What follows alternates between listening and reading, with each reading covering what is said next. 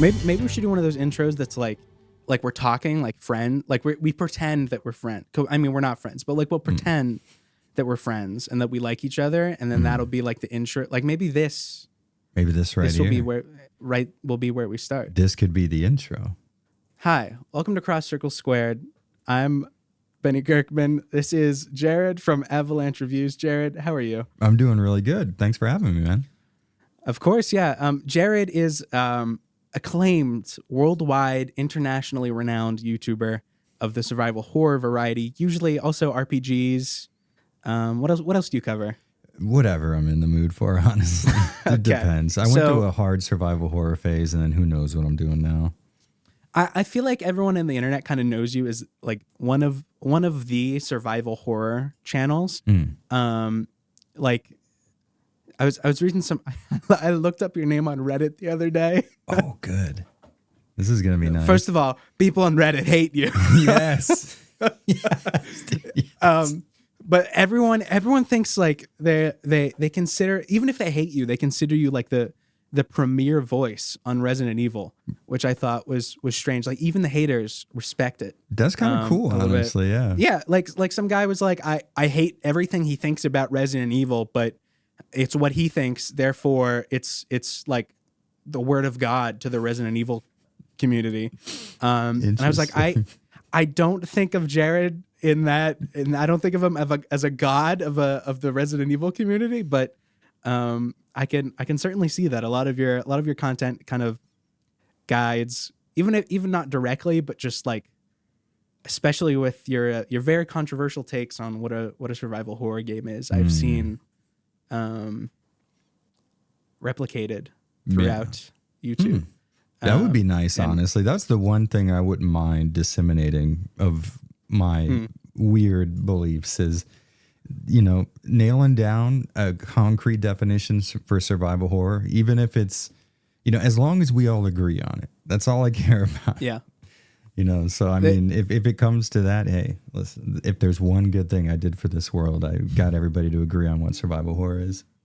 Well, unfortunately, you didn't get everyone to agree because it's very, very, very controversial. Much like your slightly less controversial. I think they're less controversial because I actually agree with them. Takes on remakes, remasters, and re-releases, which ironically, the game we're talking about today, Alan Wake 2, the series, Alan Wake 1 has been ported and remastered. And then we're looking at a survival horror game in this. I'd argue the first one isn't that survival horror, but the second one starts to kind of creep up onto that genre. Yeah. So we have two games where you can get very hot take and get canceled on Reddit a few times in the runtime of this episode. Which I guess can bring us to our first topic of if you think right here, right now, if you think not Resident Evil, I know you think Resident Evil is a survival horror. If you think Alan Wake 2 is a survival horror game. I mean, it's damn close in a lot of ways. There's one thing that I always try to stick to with survival horror outside of, your typical more aesthetic staples like your fixed camera angles and stuff like that. When enemies give you resources on death is usually one of my cutoff points for survival horror, but Alan Wake checks a lot of the other boxes as well. Yeah.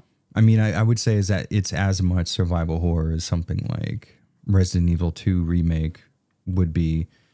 But, and we will get into this a little bit later, but Alan Wake 2 is a lot of games. There's a lot of stuff. Yeah. This is a content-packed thing, and there are elements of it that operate like survival horror. You have disparate, puzzles, like the environmental puzzle solving with Alan, and then the exploration and sort of backtracking with Saga. You get a lot of the survival horror stuff, but I don't think it's all at the same time. It's kind of spread out in different ways. But it's so close that I don't think that would be one of those games where I'd get mad and make a video about it if someone said it was survival horror. Yeah, no, I can see it kind of surprised me when I played it at launch that so much of it, like when you're walking around especially with the UI, and even just the fact that you're like in a densely populated forest and the the camera angles behind the shoulder, it felt very Resident Evil 4, and like specifically RE4 remake. Like it doesn't feel like original RE4 at all, but it feels like it almost felt like a mod at points where like this is literally just the gunplay, the UI, the down to some of the kind of RE engine aesthetic that Remedy has built, with the kind of general reflection system that they have. It just feels RE4 remake. Yeah. Like to the point where it's like, okay, they either like looked at the RE remakes and were like, this is what we're going for, or like is the biggest coincidence of all time, because it's so much of what those games are, just in the Alan Wake package. In a way that like Alan Wake 1, I felt like that was what they had the most issue with anyway, was the gameplay feel. Like that's not, I don't know, maybe people think otherwise, but I don't think that Alan Wake 1 feels very good to play. I've talked to people who felt that way too, which is wild to me because it feels so fluid and fun to control. Like I enjoy. Now there's a lot of elements that feed into this, like the sort of feedback you get when firing guns in Alan Wake 1 is so massive. Like the screen shakes and there's this popping noise when the bullet actually makes contact with it. It's amazing. On top of that, you can move really fast, and your dodge move has a butt ton of iframes. So it's really easy to get a really cool looking encounter on your hands in Alan Wake. Whereas in Alan Wake 2, you have to kind of be better at dodging in order to get one of those slow-mo dodges. And even then, you know, I talk about it in this video that I'm working on. I'm not 100% I'll be able to find a clip in my captured footage over the hours and hours of playing the game of me getting that perfect dodge where things slow down and the enemy, stumbles to the ground. So for me, Alan Wake 1 felt really good, but it felt good in a very arcadey kind of way, like very action-packed, you know? That's how I feel that as well. It's just that I think that because it's arcadey, my brain goes, it's very Xbox 360 in the way it feels. It's like floaty. Like it feels like the way the cars drive in GTA 4, where like you kind of don't ever have control fully, especially with the aiming. That's you kind of just point wherever Alan's looking and shoot in the direction he's looking. It's I would agree that it's fluid, but to me, I don't know, maybe it just doesn't agree with my brain or something, that it feels wrong because I can't be precise. Alan Wake 2, on the other hand, has that feeling where it's, if I die, it feels like it was my fault to a certain extent. And definitely, you could talk about the difficulty of the game, that a lot of the journalists of the industry have had a big issue with. And I also kind of didn't like, where it's hard in the way that you're not going to die that many times, but every time you die, it's like it's physically draining, because just down to the way the game is, that it's very story based. So you're trying to get through it. You're not trying to play it for fun. You're playing it for the intellectual piece that it is. And so when you have to go back and do the same 6 lines that Ellen says over again, it doesn't feel fun in that regard. But it also uniquely feels like it was my fault that I died, that I messed up. Whereas Alan Wake 1, it's just, I wasn't paying attention, or there were just too many enemies and I didn't know what I was doing. And it was just my knowledge fault. Alan Wake 2 is like, oh yeah, I missed like 5 shots on that guy back there, and now I don't have enough ammo to kill this guy. Yeah. Alan Wake 1 too, the perspective plays into that a lot, because it's very pulled back and you can see a lot at once. So enemies in Alan Wake 1 come at you from all over the place. In Alan Wake 2, I've noticed you're usually only fighting like 2 guys at once, maybe 3 maximum. And even the guys who throw knives around you typically stay within that like 180 field that you can see in. I think that might play into it as well. It's a lot easier, not easier. It's less taxing to kind of keep a bead on a target if they're going to stay within this general sense that I'm already looking anyways. Whereas with Alan Wake 1, I found that I died a lot because people were hitting me from off screen a lot or something like that. So but that does come with a more action oriented gameplay style that you're going to kind of demand more from the player. Whereas in this one, they're also demanding you to, be careful of the resources you're spending and where you're shooting them and whether or not you're running from, fights, which, sounded more survival horror the longer I talk about it. Yeah. Now, although I wonder, because a big part of your kind of thesis on survival horror games is that sort of optional engagement territory where if you don't have enough supplies, you can instead try to get by them, and you might lose some health, a little bit more dangerous, but you'll have more bullets for your next fight or whenever you'll need them. I don't really know. Does Alan Wake 2 ever truly let you do that? Because especially in the subway. In the subway, that's where the game was hardest for me in Alan Wake's chapters, where it's very, very tight, and I had like no ammo. I originally played on hardcore, which was not fun. And I had like one bullet, and I went into the room with I don't even know how to explain it. There were like a bunch of seats everywhere. It was very open space, and there were just like 6 enemies. And I didn't have enough ammo, and I also couldn't progress because I needed to kill them I don't quite remember. It was something that I had to open, or, a squeeze through hole or something that Alan had to go through that he wouldn't go through because there were enemies.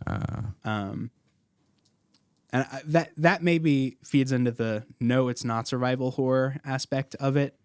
Well, as Saga, you have the option because of the light sources and stuff. So, but again, that plays into how many different games this is.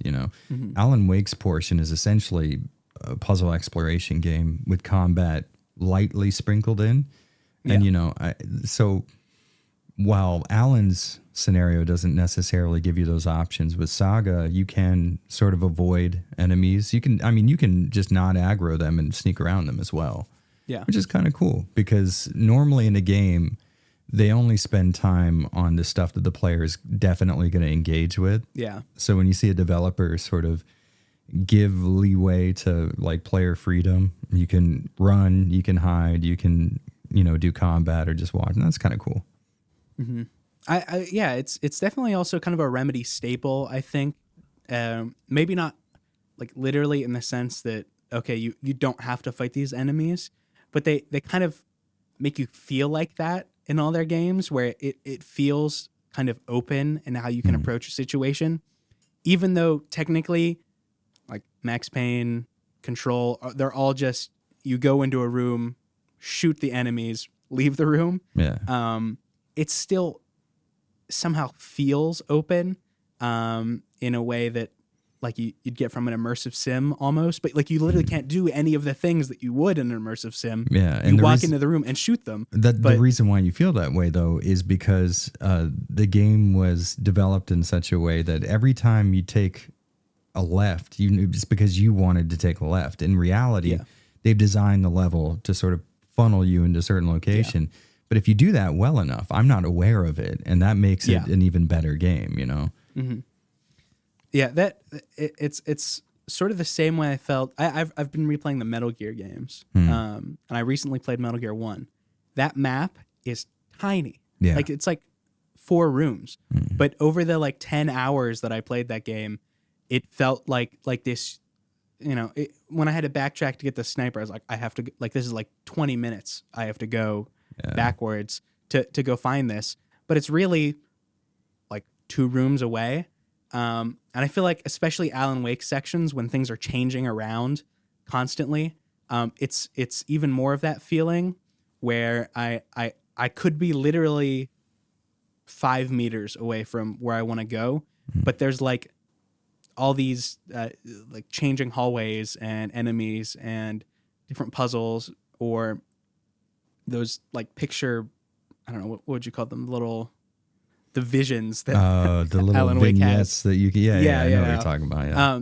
And so it feels like this huge area, but especially Alan Wake's portion is like, I don't know. There's the street area, the hotel, and a couple connecting pathways, and that's it. Yeah. And yet you're in it for like, I don't know, probably 8-10 hours, and it never feels like you're going over old paths. No, it doesn't. I mean, as I started writing my script for the game, for my video on the game, I'm thinking to myself all this terminology I'm going to use about like open world style gameplay.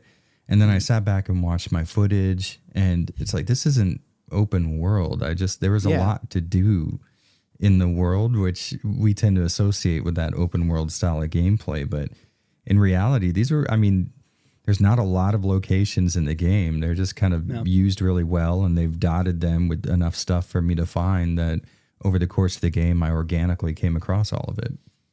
Yeah, Alan Wake 2 is like, if you were to put it on the Steam page and put a genre tag next to it, it is linear, but it's linear in the way that there's 3 different paths that intertwine with each other on your way to the objective. And each path has something different. So when you look at it from the map or just in your brain, it feels like this huge space. But, Coffee World, for example, is from the Ferris wheel over to the biker place. And there's just 3 different paths that go back in between each other to the biker place. And so it feels like this open level, but because Alan Wake 2 has a little bit of backtracking, or at least makes you think there's backtracking. It's kind of you just going one place and then around and then back to the exit. It feels very open in a way that is much more realistic than most linear games. When I was finished Alan Wake 2, I started Quantum Break. That game, you can feel how linear it is in places, because there will just be doors that don't open. There will be a hallway, or stairs, but oh no, there are boxes in front of the stairs, so you can't actually go up the stairs. That kind of thing. Like every 3 steps, I don't remember a single point in Alan Wake that I was like, I should be able to go there, but I literally can't. Partly because Sagas is the forest, and so I don't know, you can kind of naturally guide the player there. But even in Alan Wake's section, where you'd think that would happen with all the doors. It's New York, so there's a lot of buildings and stairs and pathways. It still never felt restrictive in that way. No, it didn't for me either. Yeah, it's just when you design a level, if you're really good at it, you can make obstacles feel like something that would exist in the real world, as opposed to stuff being stacked in front of the stairs. Like when I first, I think when you first go to Watery in Alan Wake 2, and you're talking to Ilmo, and he mentions about how the bridge is out because of a flood, and I'm like, come on, that's kind of... That's a little lame, but I get where I see why you had to do it, but maybe we could have figured out something better. And then the flood stuff goes away, which is a fun little, because I assume that would be one of those artificial game barriers. And they're like, nah, psych, it's part of this whole Metroidvania thing we're doing too.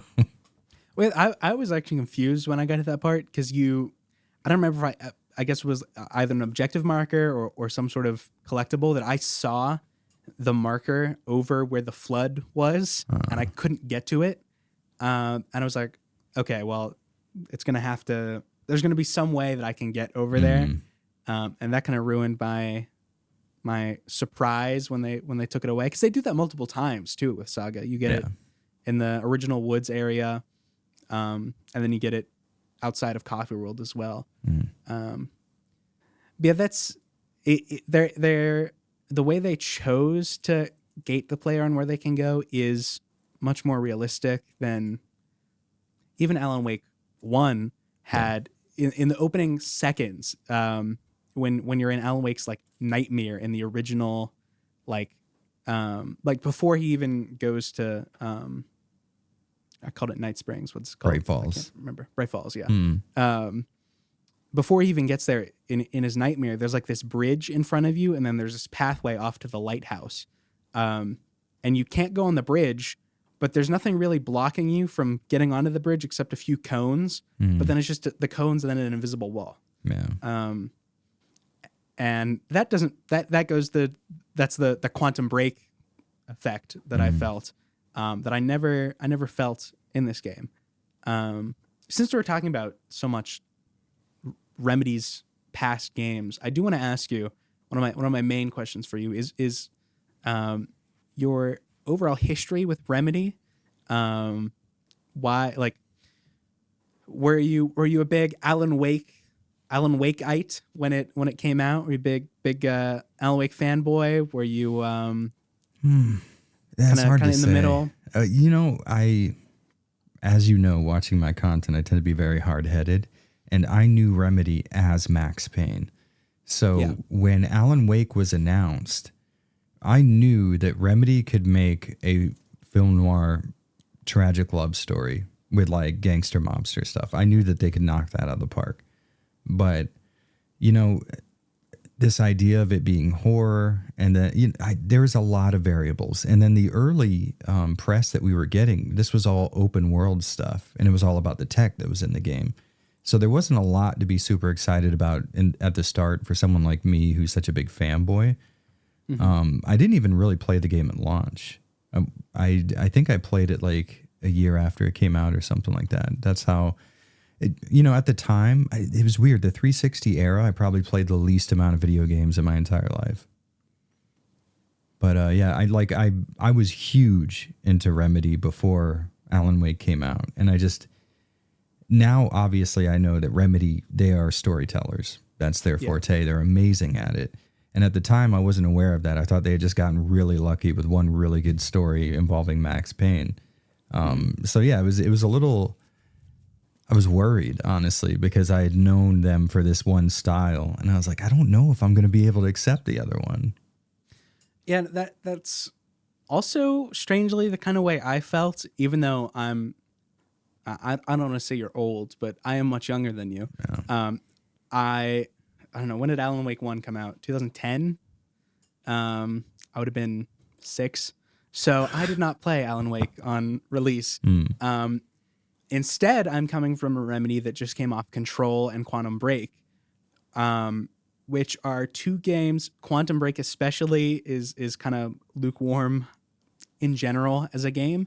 And Control, I've played like maybe 80% of it in the past, and I never clicked with the like literal story bits. Like obviously I liked the environments and the Casper stuff or Dr. Darling stuff and all of the like live action pieces in Quantum Break, but I never got the overarching story of a Remedy game. I played Max Payne as a kid, so like I knew they in the past they could write a good compelling like main plot line, but that was Remedy 20 years ago. So going into Alan Wake 2, I was also feeling like I don't know if this is something I'm gonna like. Control was a huge hit, so obviously the general populace of gamers probably didn't feel that way. But I personally didn't know if something like this would hit. And I played Alan Wake 1, and I'm like, okay, maybe they can do this, because you can see a lot of the DNA. You can almost see more DNA of Control and Quantum Break in Alan Wake than you can see Alan Wake DNA in Alan Wake. So I played it and I'm like, yeah, this is good, but I still feel like this could end up being, in my head, the first Alan Wake game done again. And I don't think that would be compelling for me at all. And then it was, because it was just completely different than what I had expected from them up until that point. Yeah. And so you were expecting mob boss, guy who literally cannot die, drug addict. I was expecting weird, like compelling, but not very well put together story that I'm never going to understand in this 100 years of my life or whatever. And then it ended up clicking with me, which was nice. I played Alan Wake 1, and then I was like, this is maybe one of my favorite games of all time, but in the like, not I'm not saying this is a perfect game. I just like it. In a way I felt with a much worse game, Callisto Protocol, where I thought the game was like 6 out of 10. Yeah. But like, I went into it expecting something, and I got what I expected out of it. Alan Wake 1 felt that way. I was scared Alan Wake 2 was going to feel that way. And I played it. It was like, okay, this is best game of the decade or whatever. Which gets us into our Alan Wake 2 discussion that we have been kind of going around, but mainly talking about pre-Alan Wake 2 Remedy. First, I just want to ask, what are your overall thoughts on the game? 10 out of 10? What do you think? I'll say this.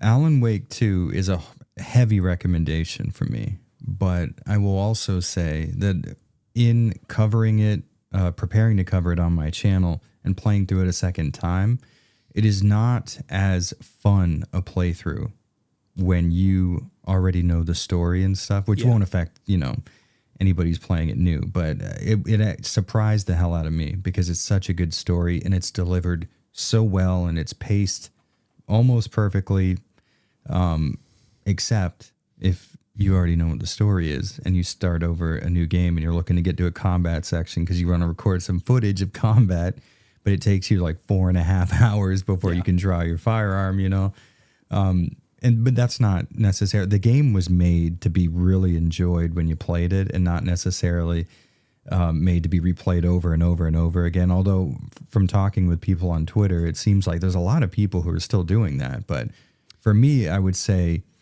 if I got the experience that I got on my second playthrough, I wouldn't like it as much. But yeah, it's a big recommendation for me. I think it's one of the most hard to nail down video games that I can think of, because on one end, it's a horror third-person shooter. But on the other end, we have massive amounts of exploration. You have the Metroidvania map elements where every time you get to a further point in the map, you've unlocked some sort of shortcut to get to the not furthest part of the map. You have the wearable accessories with stat boost. You have the switchable campaign, so you have the dual campaign thing going on. You have upgradable weapons. You could discover all, your little upgrade points and stuff. Hated those. And well, I mean, if you spent any points on anything other than the 2 headshots for the handgun to stagger enemies, then you have wasted your entire playthrough, essentially. Yeah. But then you have also the case board and then the storyboard, and then you have the profiling. There are 10 trillion different mechanics in this video game. And I couldn't tell you which one is the main one, aside from just, I mean, because even with third-person shooting, I would say that there's less combat in this game than anything else. I mean, it's mostly walking around, watching story, which is fine. I'm cool with that.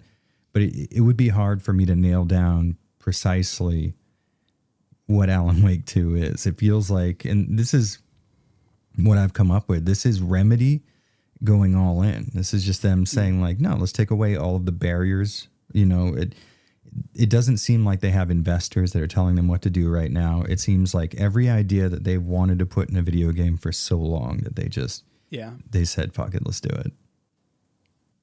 Yeah, no, it is a hard recommendation for me also, mainly because of the required reading that you have to do to really get the most out of this game. In the kind of launch up to Alan Wake 2, I played all the Remedy games. And as a kid, I played Max Payne 1 and 2 and 3, and I think I played maybe Quantum Break a little. But if you're coming into this having never touched a Remedy game, I don't know if that first playthrough is going to be as good as my first playthrough. Especially with Alex Casey being literally Max Payne supplanted into this game, just with a different name. Sean Ashmore is in it from Quantum Break, who's literally, his name is Time Breaker from Quantum Break.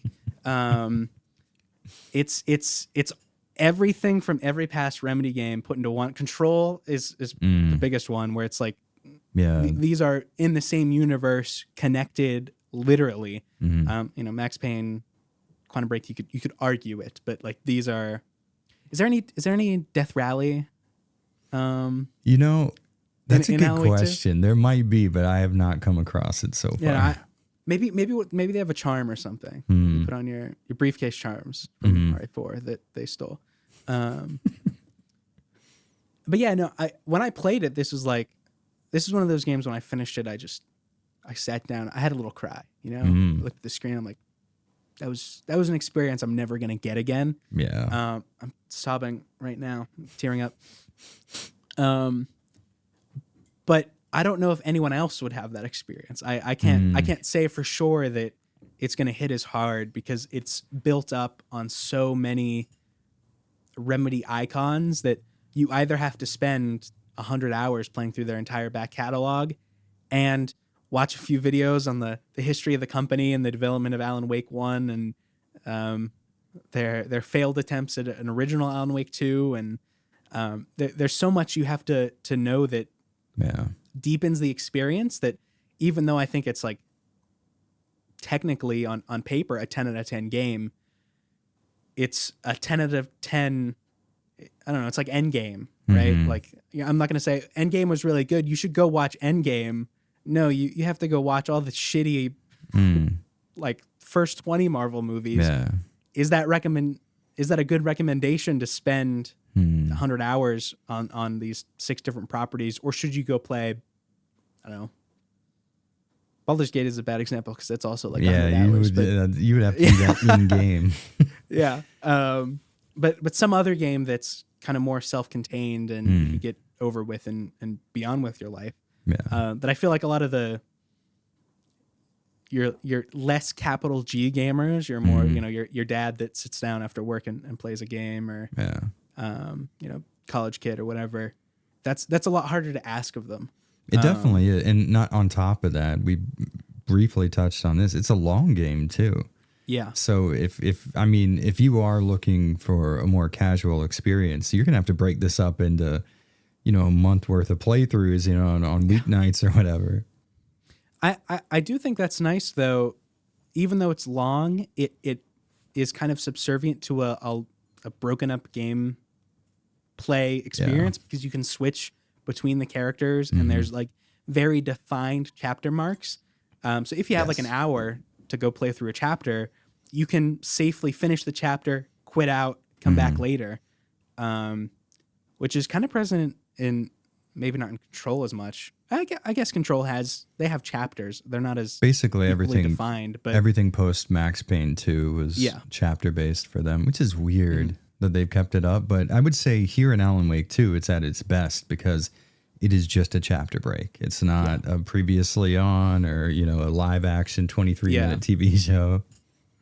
Now that kind of feeds into the literariness of it too, where if you're reading a book, I mean, it could potentially be a cliffhanger or something that really doesn't. If it's a bad book, maybe it doesn't end quite as nicely at each chapter mark. But it has the same experience to me, where you're reading a book, you finish a chapter, and it has like there's a single plot point resolved that's enough to make your brain go, okay, this is a good stopping point. Yes. I'm not going to be thinking about this for the next 5 hours on what's going to happen. That definitely Max Payne 1 and 2. Like if you stopped at the end of a chapter, it's just you left the level. You left the loading screen. That was the chapter. These are much more self-contained little vignettes almost. Yeah.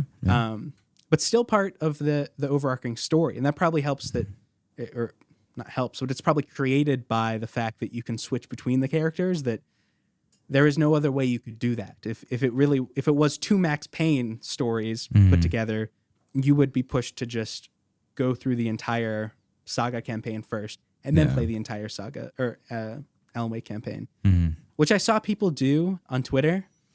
I was wondering if people would do that when I saw that I had the option. I was wondering if people would just leave that to the end game or something.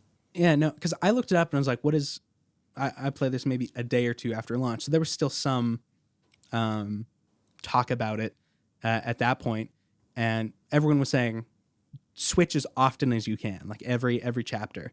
And so that's what I did. And that hit really hard because as I was playing through a Saga chapter, you know, I'd finish it, start Alan Wake, and then somewhere in Alan Wake's chapter, they would talk, and it would be that same exact conversation from the other point of view. I think it was on Kind of Funny did in their review. I think someone on their panel said that they did it all one playthrough. Maybe it was Greg Miller actually. All one playthrough than the other story.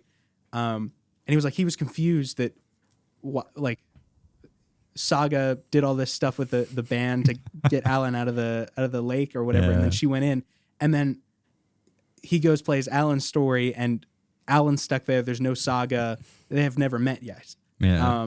But like you literally that was your choice. Like you intentionally started one playthrough and finished it all the way through. And maybe that's Remedy's fault for not explaining it.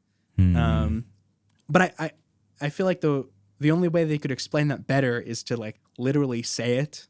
Like these are meant to be played back and forth, because the way they end each chapter leads you to be like, hey, I can see what that Alan Wake guy's up to. What is he doing? Yeah. Although maybe not helped by the fact that the first time you can actually switch chapters, Alan Wake is with you in the room. So maybe it feels a little weird to go, I just talked to Alan Wake, now I'm going to go play as Alan Wake's chapter where he's not here. Yeah, I mean, that's a plus for sure. But I wonder if it would have been better for them to have just paced it out at the way that they would have rather it have been laid out.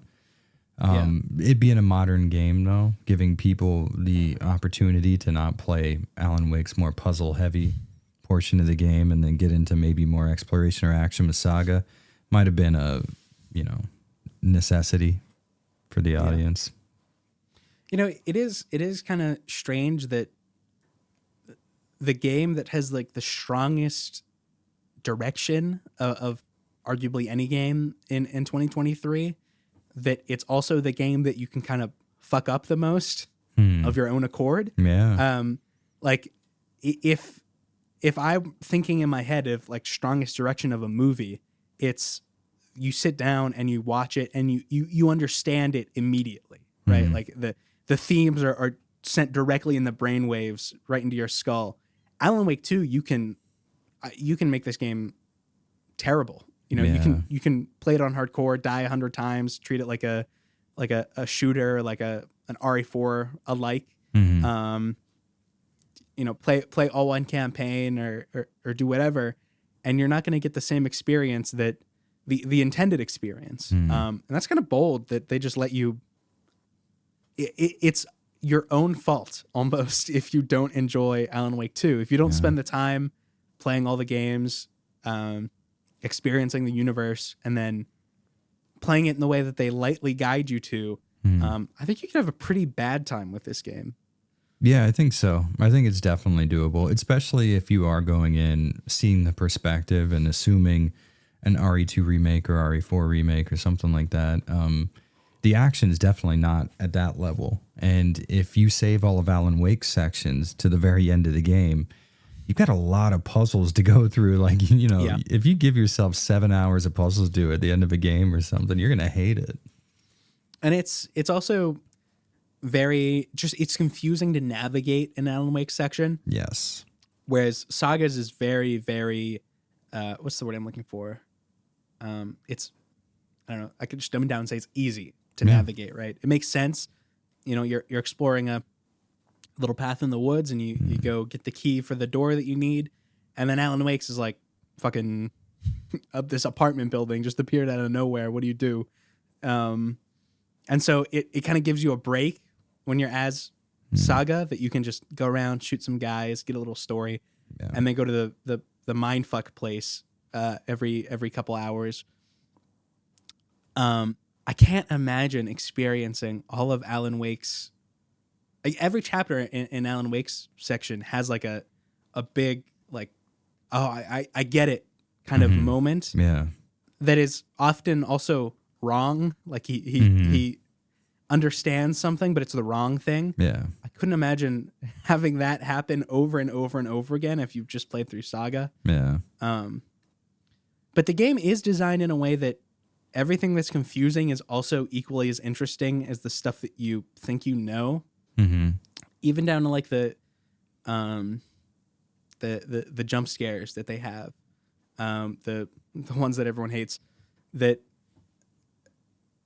I don't know. For example, whenever you get to the old folks' home as Saga, one of the people that you get jump scared by is the very, very nice little light lady from the first game. Mm-hmm.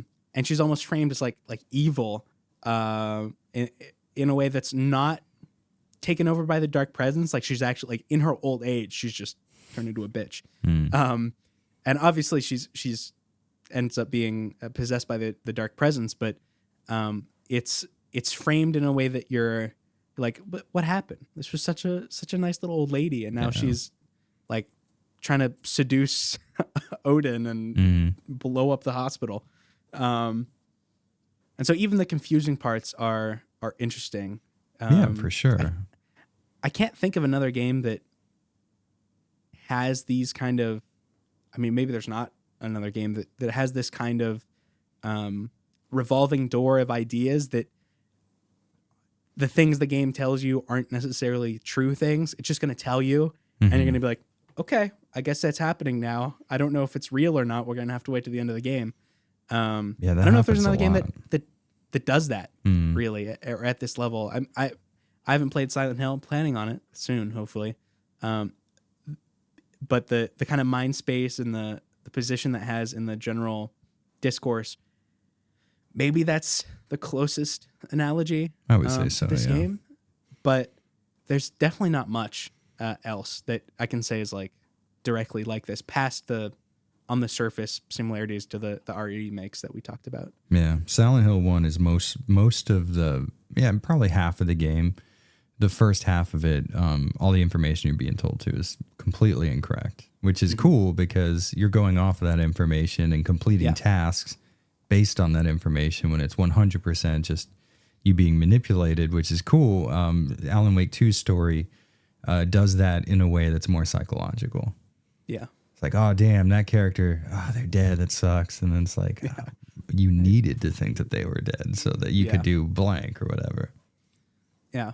I guess the only thing left we have to do, we can go through kind of the plot summary.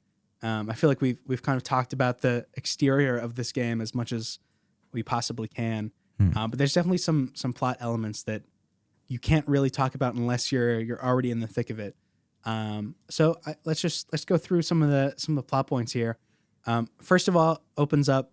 Oh my God, that opening. I was watching the Something Rotten podcast with Jacob Geller a couple weeks ago.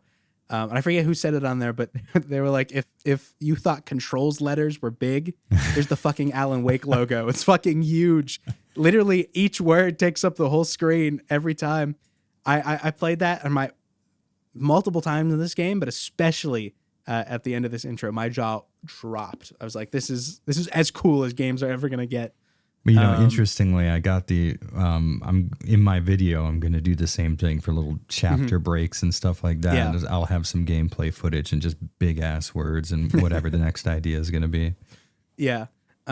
It's a thing that I like on paper, you're like, oh, okay, like it's a cool title, but like it gets you hyped.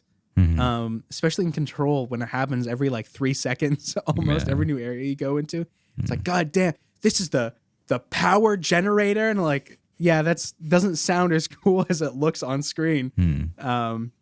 But we see Nightingale run through the woods. Not much clothing on him. Get to see the nice bulbous behind of this man as you run through the forest. I love how much effort they put into modeling the hair on the small of his back. It's very good. Yeah, it's so high quality in a way that's like, okay, they had to scan someone to get that. Yeah, they use some reference images. There was some guy in the Remedy office just butt naked when they were crafting this scene. That reminds me of I don't know where I saw this, but Sam Lake, when he was talking about the them filming the live action stuff in the entire 20-minute movie that is also in this game in the movie theater, where he wrote the scene originally as him naked, and then he got on set and they were like, okay, take off your clothes. And he's like, I don't want to do this anymore. How do I unwrite this? We see Nightingale, who I didn't realize was Nightingale for like, I don't know, 30 minutes, because he looks nothing. Yeah, he doesn't look anything like what he looked like in part 1.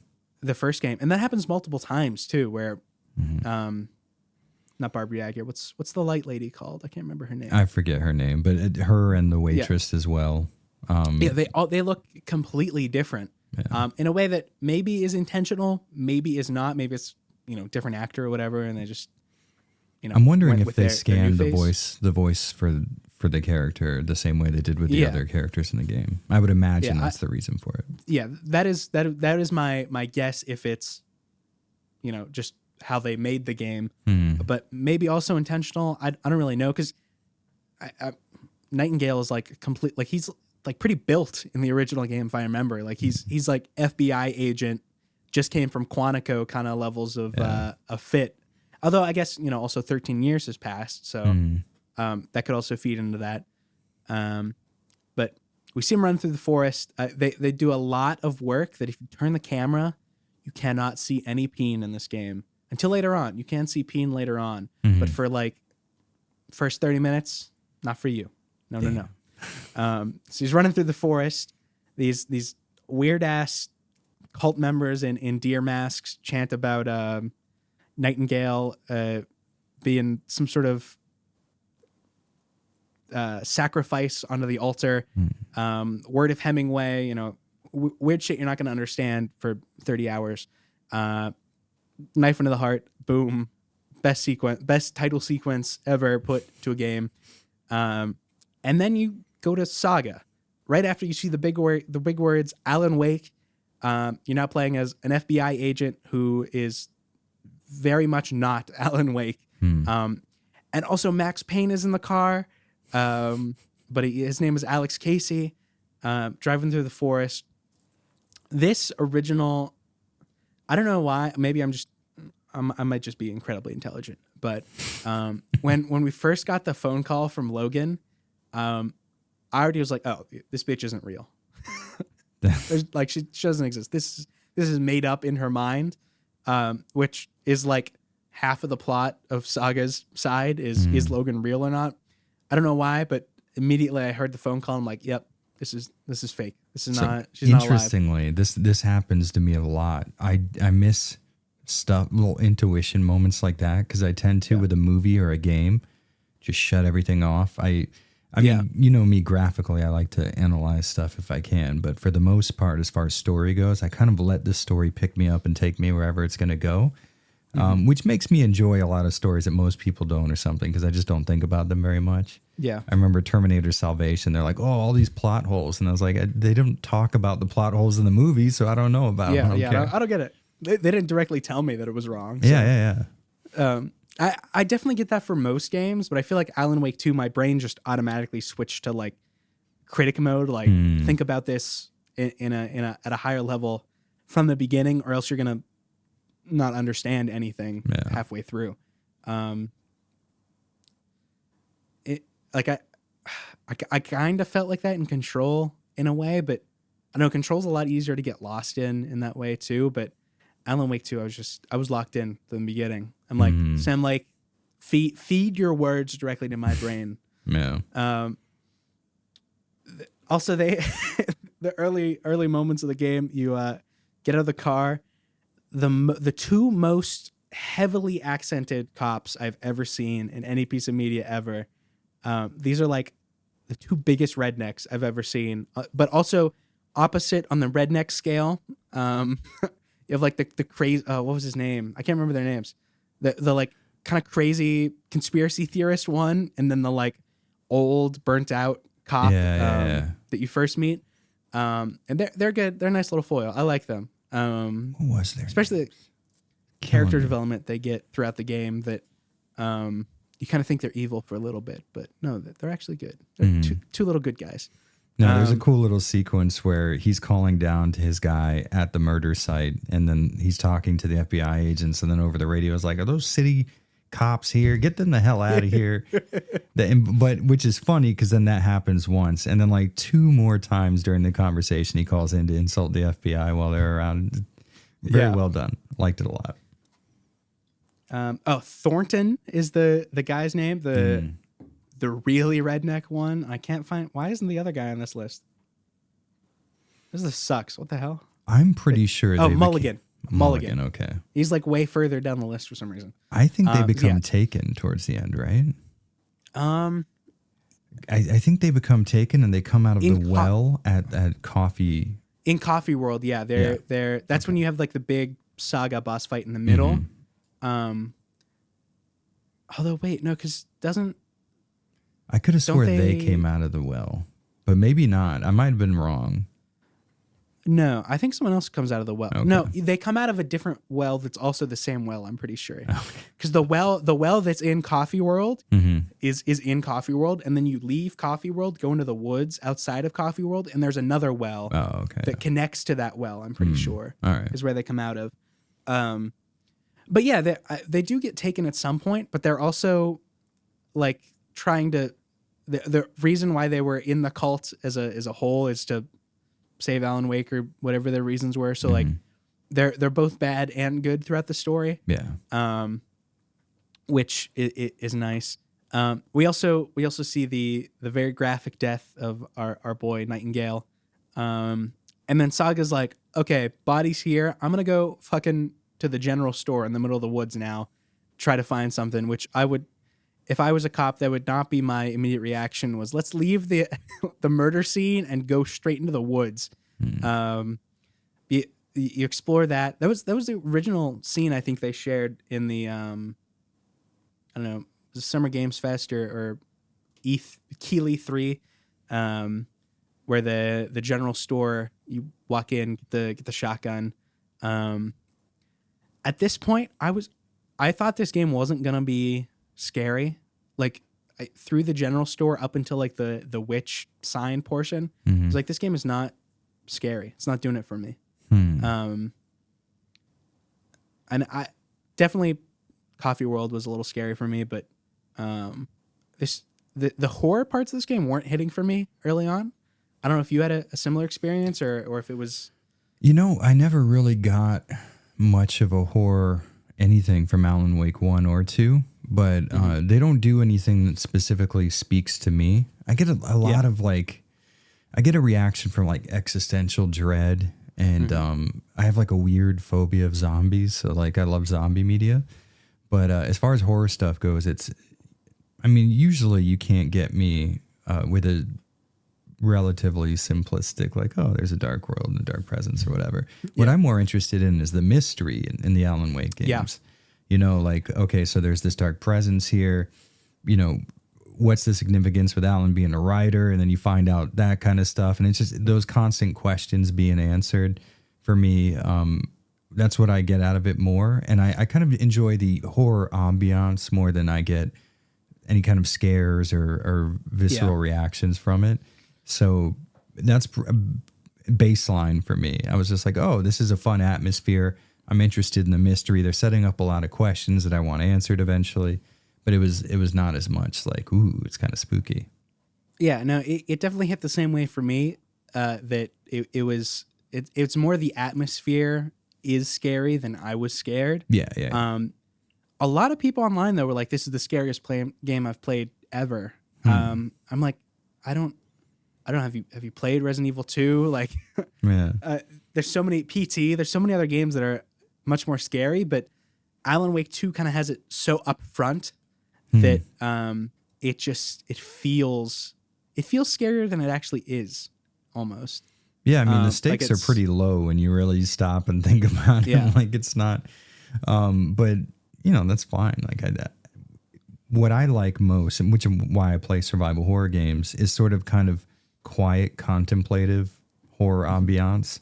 I like a feeling of dread or isolation or something. And when you're Saga out in the woods, even though you could walk for 10 minutes and talk to Ilmo and Watery or something like that, you're out there alone. No one's hearing the gunshots. No one's coming to help you or anything like that. Yeah. And that helps a lot. Those moments when you're just walking through the woods and there aren't any enemies around, because the music would, let you know if you were near an enemy or something. Mm-hmm. And I was still on edge a little bit, which is what I look for in a video game. Just a more elevated level of awareness as opposed to like, oh, fuck, I'm scared.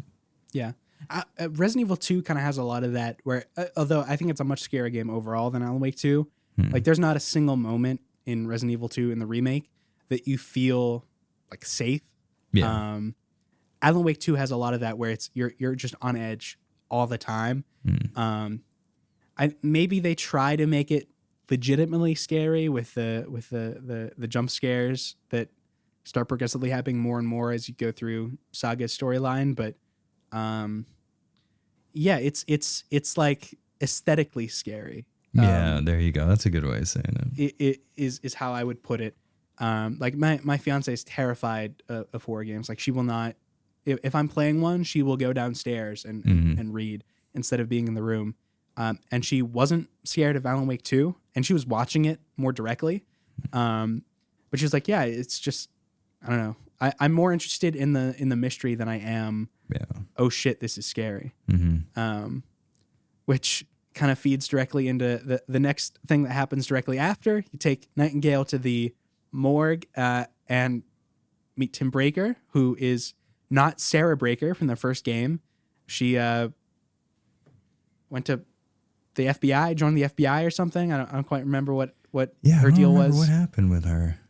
Huh. I think later on they say she went to go get training with the FBI. I don't know if she joined, or maybe it was the FBC. I don't know. She went somewhere internationally. So obviously her cousin or whatever Tim Breaker is shows up and is the new sheriff. And you meet him and he just instantly fucking evaporates in front of your eyes. Nightingale wakes up. One of the better scenes in the game, I think. And when you think about like monster that's you think is dead or asleep or whatever, kind of waking up, one of the better depictions of that I've seen, especially in video games, it doesn't feel cliche. You know what it is? For most of it to me. A lot of it is visuals. That when you're hiding in the light, which is a weird thing to say, and then he's walking around, the light is almost obscuring in how powerful it is. And the room around you, you could barely see. It's so dark. And I love a game that represents actual darkness really well. So you're seeing him walk around blindly in a dark room. And it's like that scene at the end of REC where like they have the night vision camera on and the zombie is just like searching around in the dark and stuff. It has that vibe to it. And then the fact that Nightingale is just ass naked too. Something about that feels more like high stakes. I don't know. Like, if someone was going to wake up as a corpse, they probably wouldn't be wearing any clothes. So that kind of ties it together for me. Yeah, no, the instant parallel I think of is like the zombie in Resident Evil 1, where he just kind of gets up and turns around in the beginning of that game. Like that's like the bottom of the scale. Like that sucks, right? Yeah. I'm sure, I don't know, maybe that's mean of me to say on your childhood that this game from 30 years ago everybody's got to start somewhere, sucks. Right? Yeah. But it's, I don't know, it's more mysterious. That's a common thing talked about a lot in video games, especially where it's more scary if you don't know exactly what's happening when your imagination takes over. That's something Remedy does so well. And so those are the points of the game where I actually felt scared. Was when Remedy wasn't telling me, or I couldn't sense immediately what exactly was happening. It becomes I guess the fact that he's naked too, I don't know, it plays into big fat it. man coming after me. I can't say why, but if someone was running after you, take that scenario and then just lock it in your head and now have them running after you naked, it's much more aggressive for some reason. So you're saying if there's ever anyone I want to go after or scare, I just need to take my clothes off and then start the whole thing. Yeah, guarantee you. Good. Plus 50% fear factor, easy. I'll keep that in mind. after we see Tim Breaker just explode, we kind of at this point you just go back to the murder scene originally, the area. There's the whole thing with the finding the heart, putting it in the like a ritual needs witch, to be done. Yeah, the witch sign needs the heart to open the gateway, and then you fight Nightingale, but he's bigger now. Bye, love you. That's my fiance. Sorry. He's a little bit scarier now. He's meaner. Fight him, and there you go. 2 hours into the game, Alan Wake pops out of the river, born again through the river. Take him back, talk to him. This is the first chance once you're kind of get caught up to speed on what he's been doing for 13 years. That's when you can immediately switch to Alan Wake's portion once you get back to the hotel that they're at. I love how the transition points between the characters is the janitor bucket. Yeah. I think they explain it in the final draft. I haven't actually played the final draft. Have you? I'm playing through it now, which is why I know how much more awkward it is to play the game on a second playthrough. Yeah. I got like maybe 30% of the way through trying to do the final draft, and I just looked it up. Yeah. But there's some things there where it's kind of explained as I can't remember the janitor's name now. He's like my favorite character. I forget his name too, but he's like an actor. I liked his character though. I like the idea of this like interstellar janitor guy or something. I love it when you take a story and give someone with a lot of plot relevance. Ati. There you go. Yeah. You know, that's one thing. Let's talk about this. If I was going to criticize the game, and this isn't even really a criticism, but it is, I really respect how they're like, we want to put a lot of our like cultural pride into this game. This felt like Remedy's like putting Finland on the map kind of thing, right? But it's also Washington State in the U.S. Yes, but also like every character that you meet is Finnish. Yeah, like every single character with some sort of plot relevance at all. Like, and it's not just that they're Finnish; it's that they're Finnish, and Remedy's like, no, use the accent. Yeah.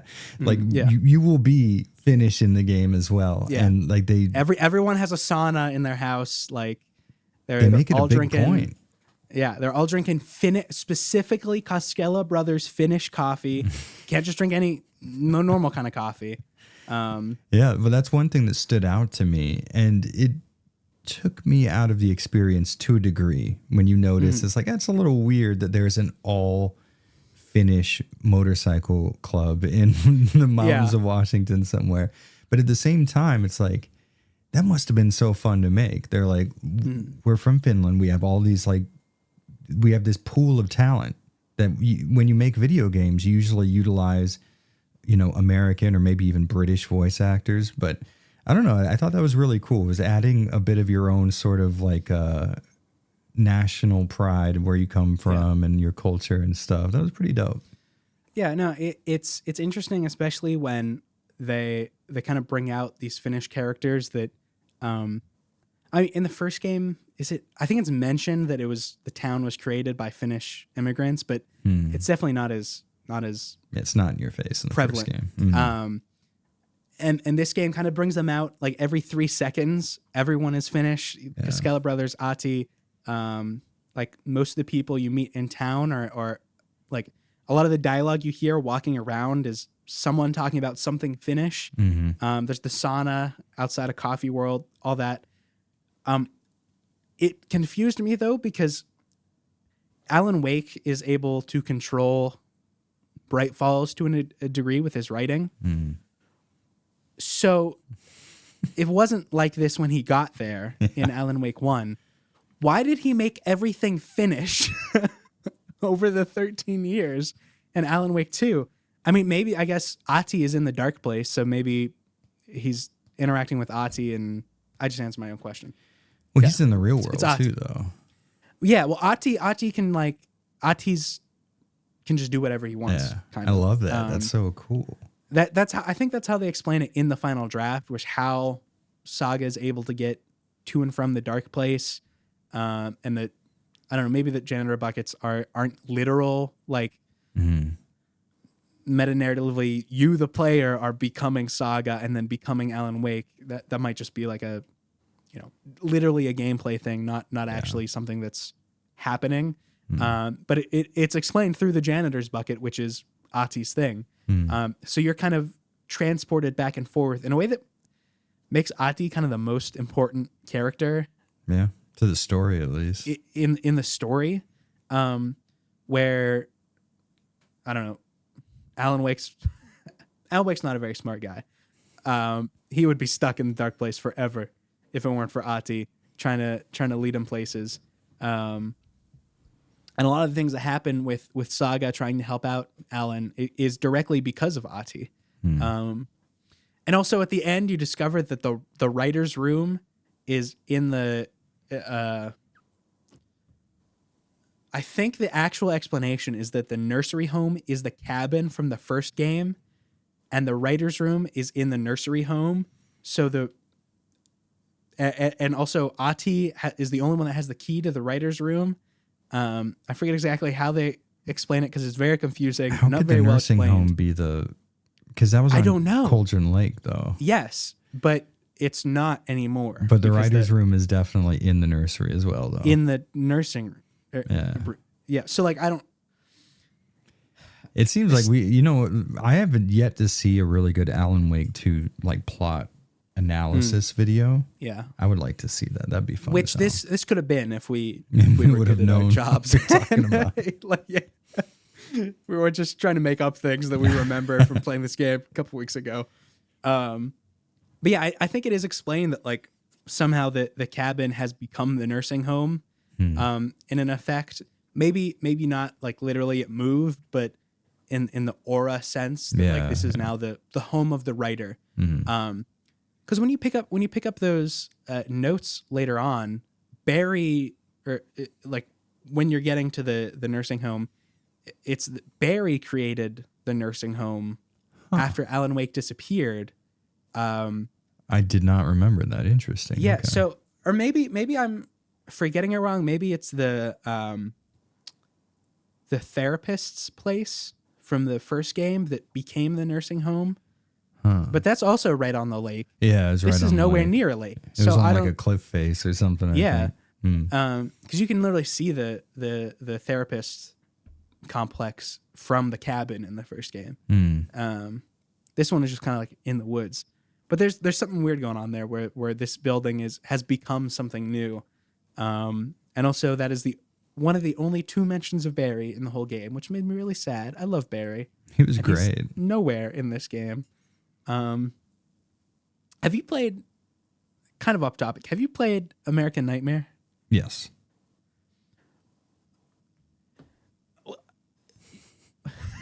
I don't even know what I'm trying to say. Don't they kill Scratch in that game? You How is defeat it here? Scratch.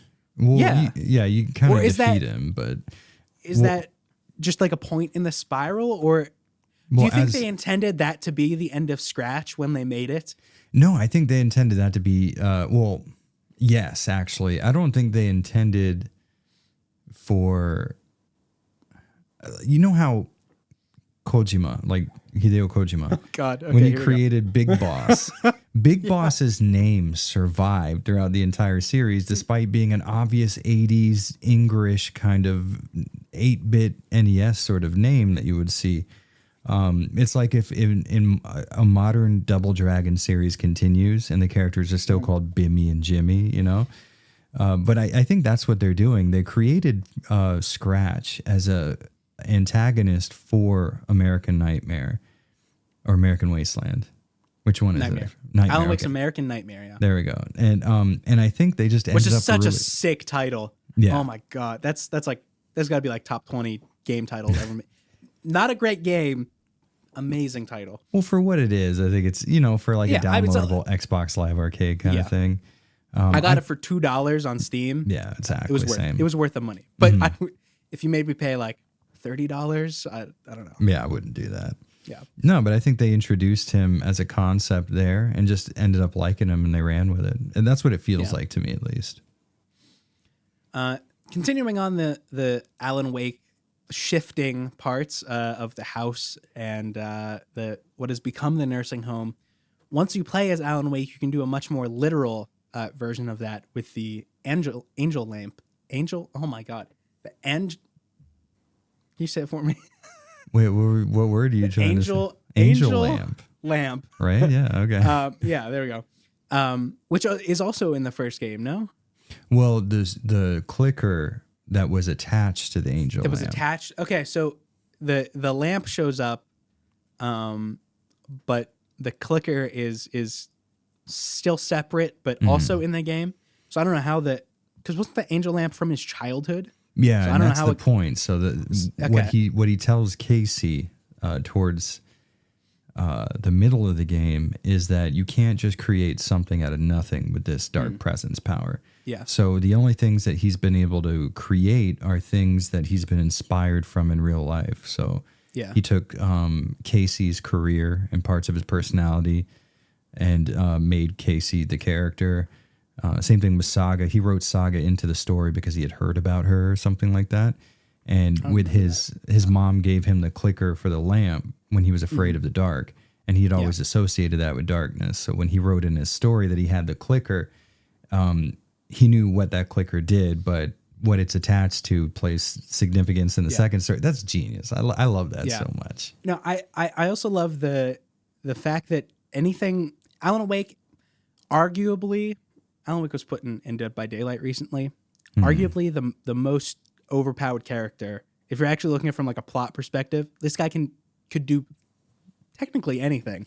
But he has this restriction on him that the only reason he's not like literally a god is that everything has to make literary sense. You can't just write yourself out of the story. In the first game, he's like, you can't just write yourself out of the story. You have to take something from yourself too. You have to lose something to get something, which is perfect in a we're trying not to make this guy completely overpowered. Like he can't just write himself out of the story instantly. But it kind of feeds into that subtextual plot that you're getting in the whole game, where everything that Alan Wake is doing is he thinks he's progressing, maybe he thinks he's going deeper, but everything is a spiral, a loop, and it has to have a beginning, a middle, and an end. Everything he does, it has to function like a story, which is kind of genius. I mean, it's Sam Lake, so I don't know. Sam Lake's smartest guy I've ever seen. He's a genius, honestly. He's one of the best dialogue writers I've ever heard of. Have you seen his TikTok? No, what? He has a TikTok page. Okay, no, you're already thinking too much. This TikTok page, there's nothing on it except 8 to 20-second videos of him sitting there taking a sip of coffee. To music, to like whatever music he likes at the moment. He just sets up the camera, takes a sip of coffee. And I think that's where the both people drinking at the same time that happens multiple times throughout Alan Wake 2, where the two characters drink coffee at the same time. Yeah. I think it's from his TikTok, or vice versa. That I don't know when he created the TikTok, but there's probably got to be like 50 of these videos of him drinking coffee in different places. I think the coffee thing, not the simultaneous part of it, but that seems to me more like a Twin Peaks thing. Oh yeah, okay. I didn't even know it was from Twin Peaks. I haven't seen. That's on my list of things to do in the next couple of months. I think now that you've played Alan Wake 1 and 2, you'll find a lot more about Twin Peaks that you find interesting because they borrow so much thematically from Twin Peaks. I've heard the diner is like almost a 1-to-1 rip of what it means from Twin Peaks to there's Alan Wake. A lot. It's like, in the first game, there's a lot of that where it's just straight up taken from Twin, which is fine with me because I'm cool with that. But there's a lot. Part 1 was way more Twin Peaks. Part 2 was a lot more X-Files. But Part one was a little more centered around the town of Bright Falls, I think, and the characters within it.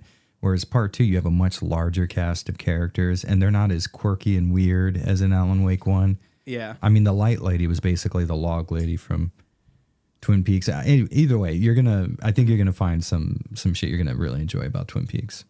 Yeah. That's on the same page as all the required reading you have to do to it. It feels like you would get even more out of this game. Oh, for sure. If you read The Dark Tower or House of Leaves and watched Twin Peaks, that like if you're someone trying to play this game for the first time, there's no way in hell you're gonna know that it's probably intended for you to know some things about those properties beforehand, or at least that it would further your understanding a little bit. I think it would for sure. But I think if you come in with zero knowledge of that stuff, it might actually be a benefit. Because even in my mind, I love Twin Peaks, but I know when something is being derivative of Twin Peaks. Mm-hmm. And if I wasn't aware of Twin Peaks at all, I would still like all of those individual elements and plot elements and character styles and stuff.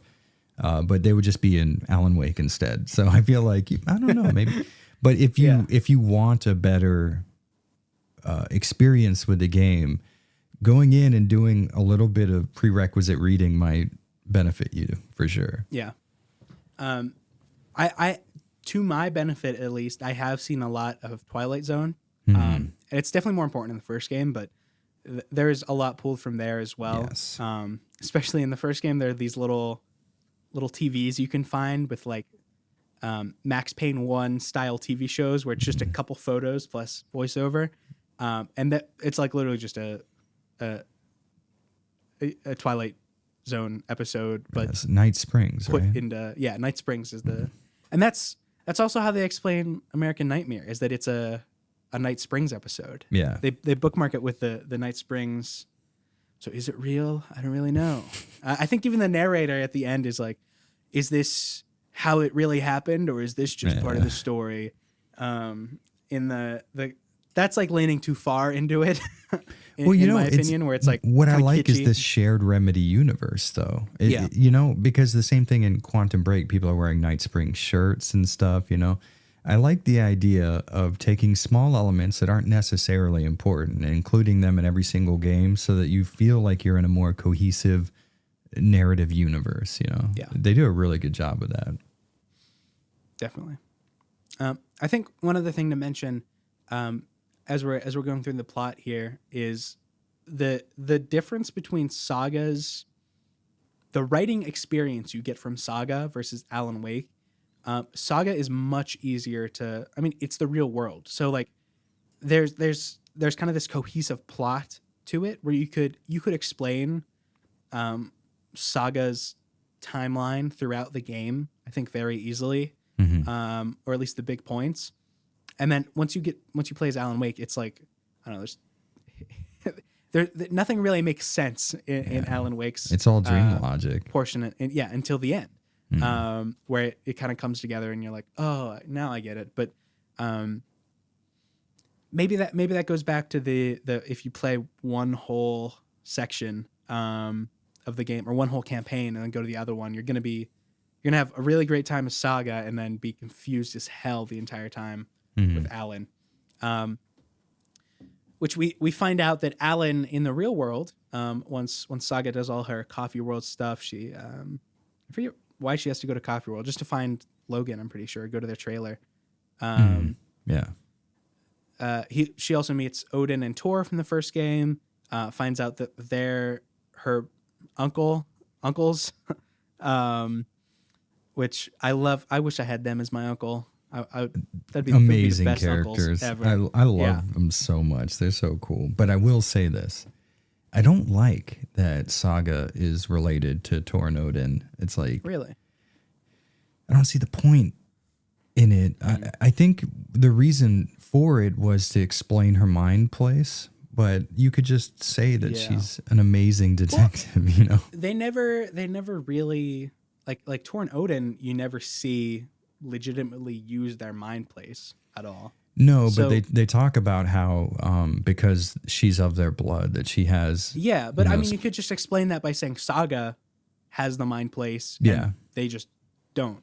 Yeah, I don't understand why they needed to be related to each other. It seems needlessly dirty. You know what I mean? Like it feels. Well, I mean, it also could be it could also be an Alan Wake like writing thing that he That's put what in I wonder to tie about. her to Bright Falls more than she would be if she was just from Virginia or whatever. See, I wonder if that's the case. But with everything else that, like for example, with her daughter being fake or something like that, she resisted that immediately. But when she found out that she was related to them, she was like, right off the bat, like, "Oh, hey, it's good to see you guys. I'm related to it, I guess." I mean, maybe that has something to do with the fact that I don't know if you picked up on this, or I don't even know. Maybe this was just my happened in my mind. But whenever you profile people, they have this very disparate, broken up kind of like almost unintelligible aspect to what they're saying, where they're speaking in riddles and you only hear like half of what they're speaking. It's really garbled.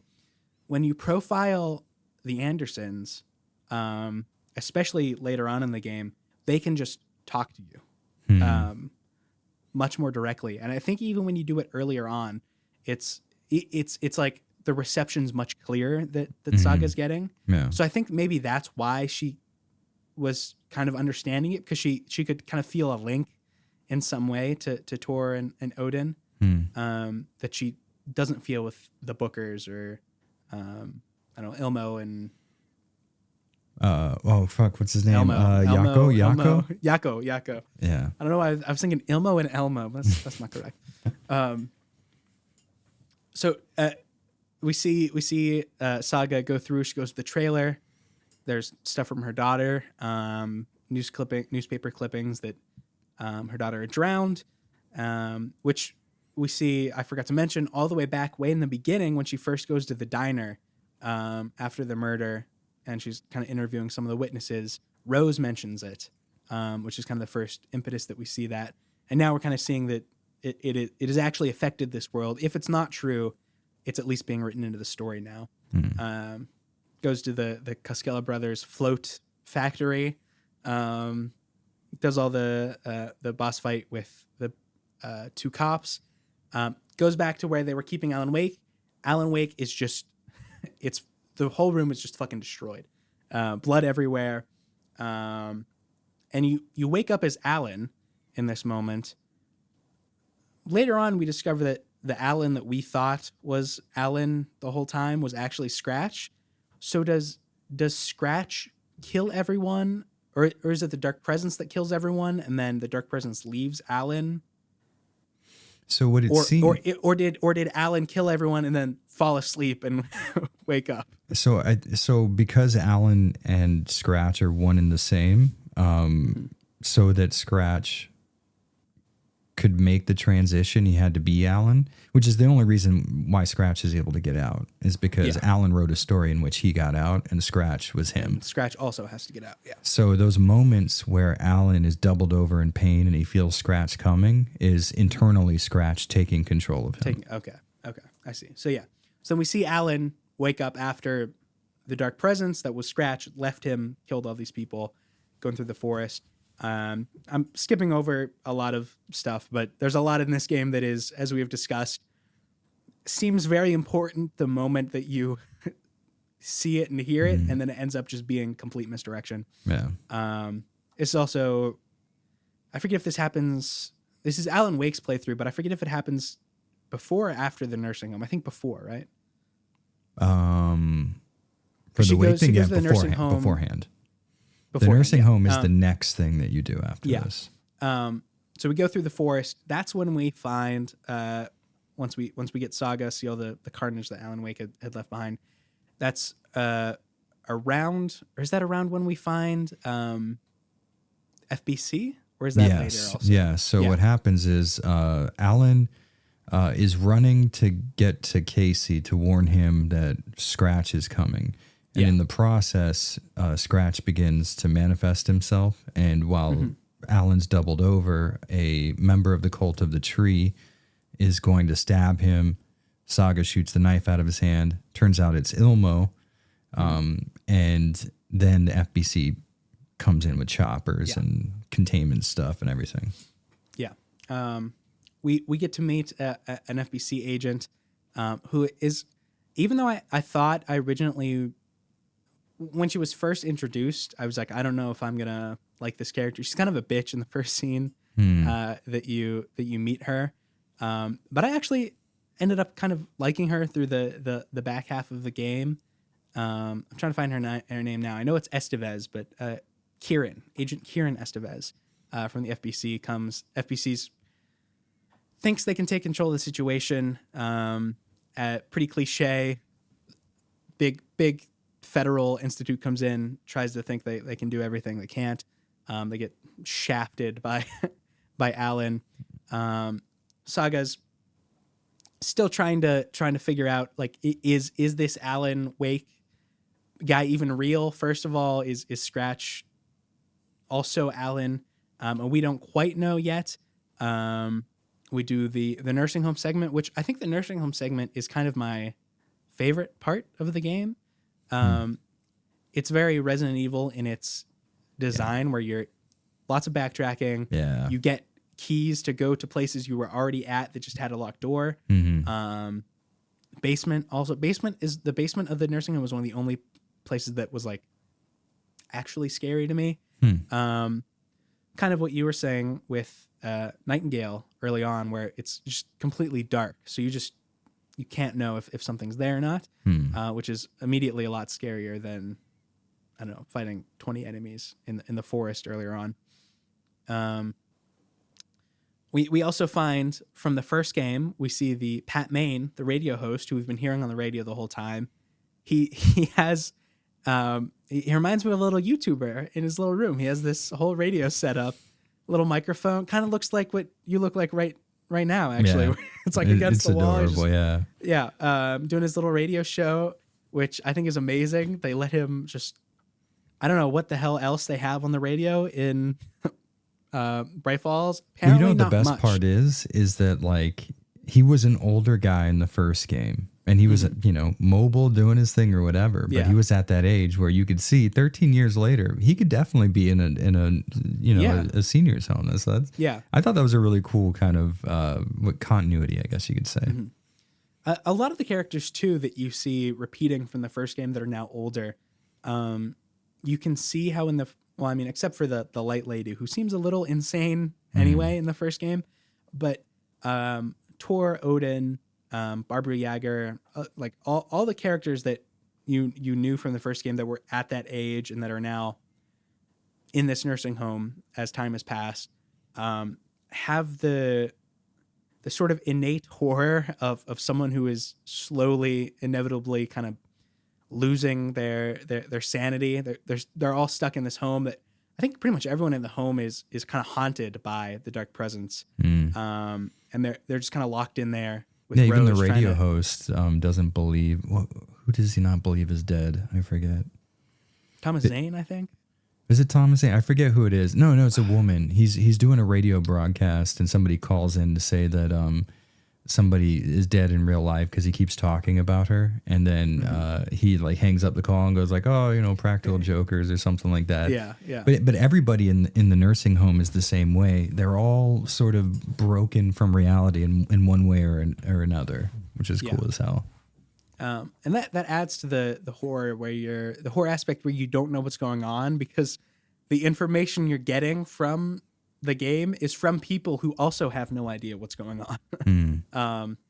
Kind of snowballing that misinformation that this game likes to throw at you.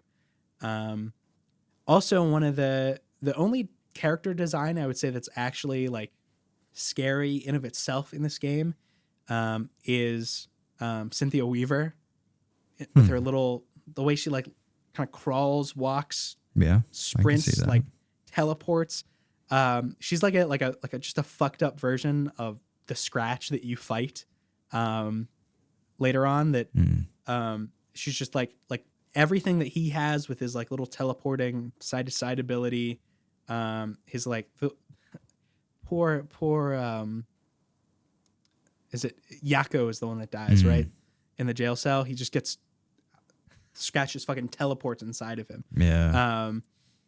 That she kind of has all of those same aspects to her, since she's like this souped up dark presence, but mixed with old lady that isn't Which able is to walk as inherently well. So scary. she kind of scampers around. Yeah. Yeah. And so it ends up making something that's scary. Like Scratch isn't that scary to me, but she was scary. Yeah. Go through the nursing home. I love the portion that happens around this area that's in the bunker. This whole throughout the whole game, you're told that there were these kids that were playing in this bunker, and I think it changes through the game who actually died in the bunker, but it's inferred that it's maybe not inferred, but the kid who died is a young girl, and they drowned, and Logan, who is Saga's daughter, also drowned. So I think they're trying to make you connect the dots that it's Logan is the one that died in this bunker. And so you visit it as Saga. That's where you have your Cynthia Weaver boss fight at the end. Kind of reminds me a lot of the sewers from RE2 Remake. Again, like just the way everything looks and is set up. It's like tranching through the waist high water is like man, there's got to be someone at Remedy played the RE remakes before making these games. Oh, for sure. I mean, look at Max Payne 1, 2, and then Control and Quantum Break and their perspectives. Yeah. Now, the camera is coming in tighter and tighter with every release for sure. But with Alan Wake 2, we've got a full on stuck to the, upper right hand shoulder kind of camera system. They 100% were inspired by Resident Evil's perspective. Definitely, yeah. And I forget what exactly happens in the bunker, but now Saga has some answers. She's able to talk to Tor and Odin. This is when I think it really cements that, okay, yes, these people I'm actually related to, because that's when we finally see, I think it's Odin, like literally come into her mind place and like have full fluent sentences that he's talking to her, explaining things. Kind of the big aha moment for her where everything starts to click. Meanwhile, over in Alan Wake's area, he's just having a huge party with Thomas Zane, getting fucking plastered. The actor for Alan Wake, who is maybe one of my favorite people to ever exist. Well, I mean, Matthew Peretta I love as well, but Ilka Villa, who's the face capture for Alan and all the live action. I love this man so much. And Thomas Zane is literally just him, but with his hair down, and he just starts licking the camera, and wild scene. And we see Alan Wake on what he thinks is a loop that is changing, that not a loop, it's a spiral that they say literally multiple times in Alan Wake's portions, that ends up also being it's not a lake, it's an ocean of this game. But in Alan Wake 1, they say it once at the end. This is repeated multiple times, and then they say it at the end, and it still has that big effect, which I surprised me that they went with that. But it's kind of beautiful the way it mirrors the first game. Yeah, I agree.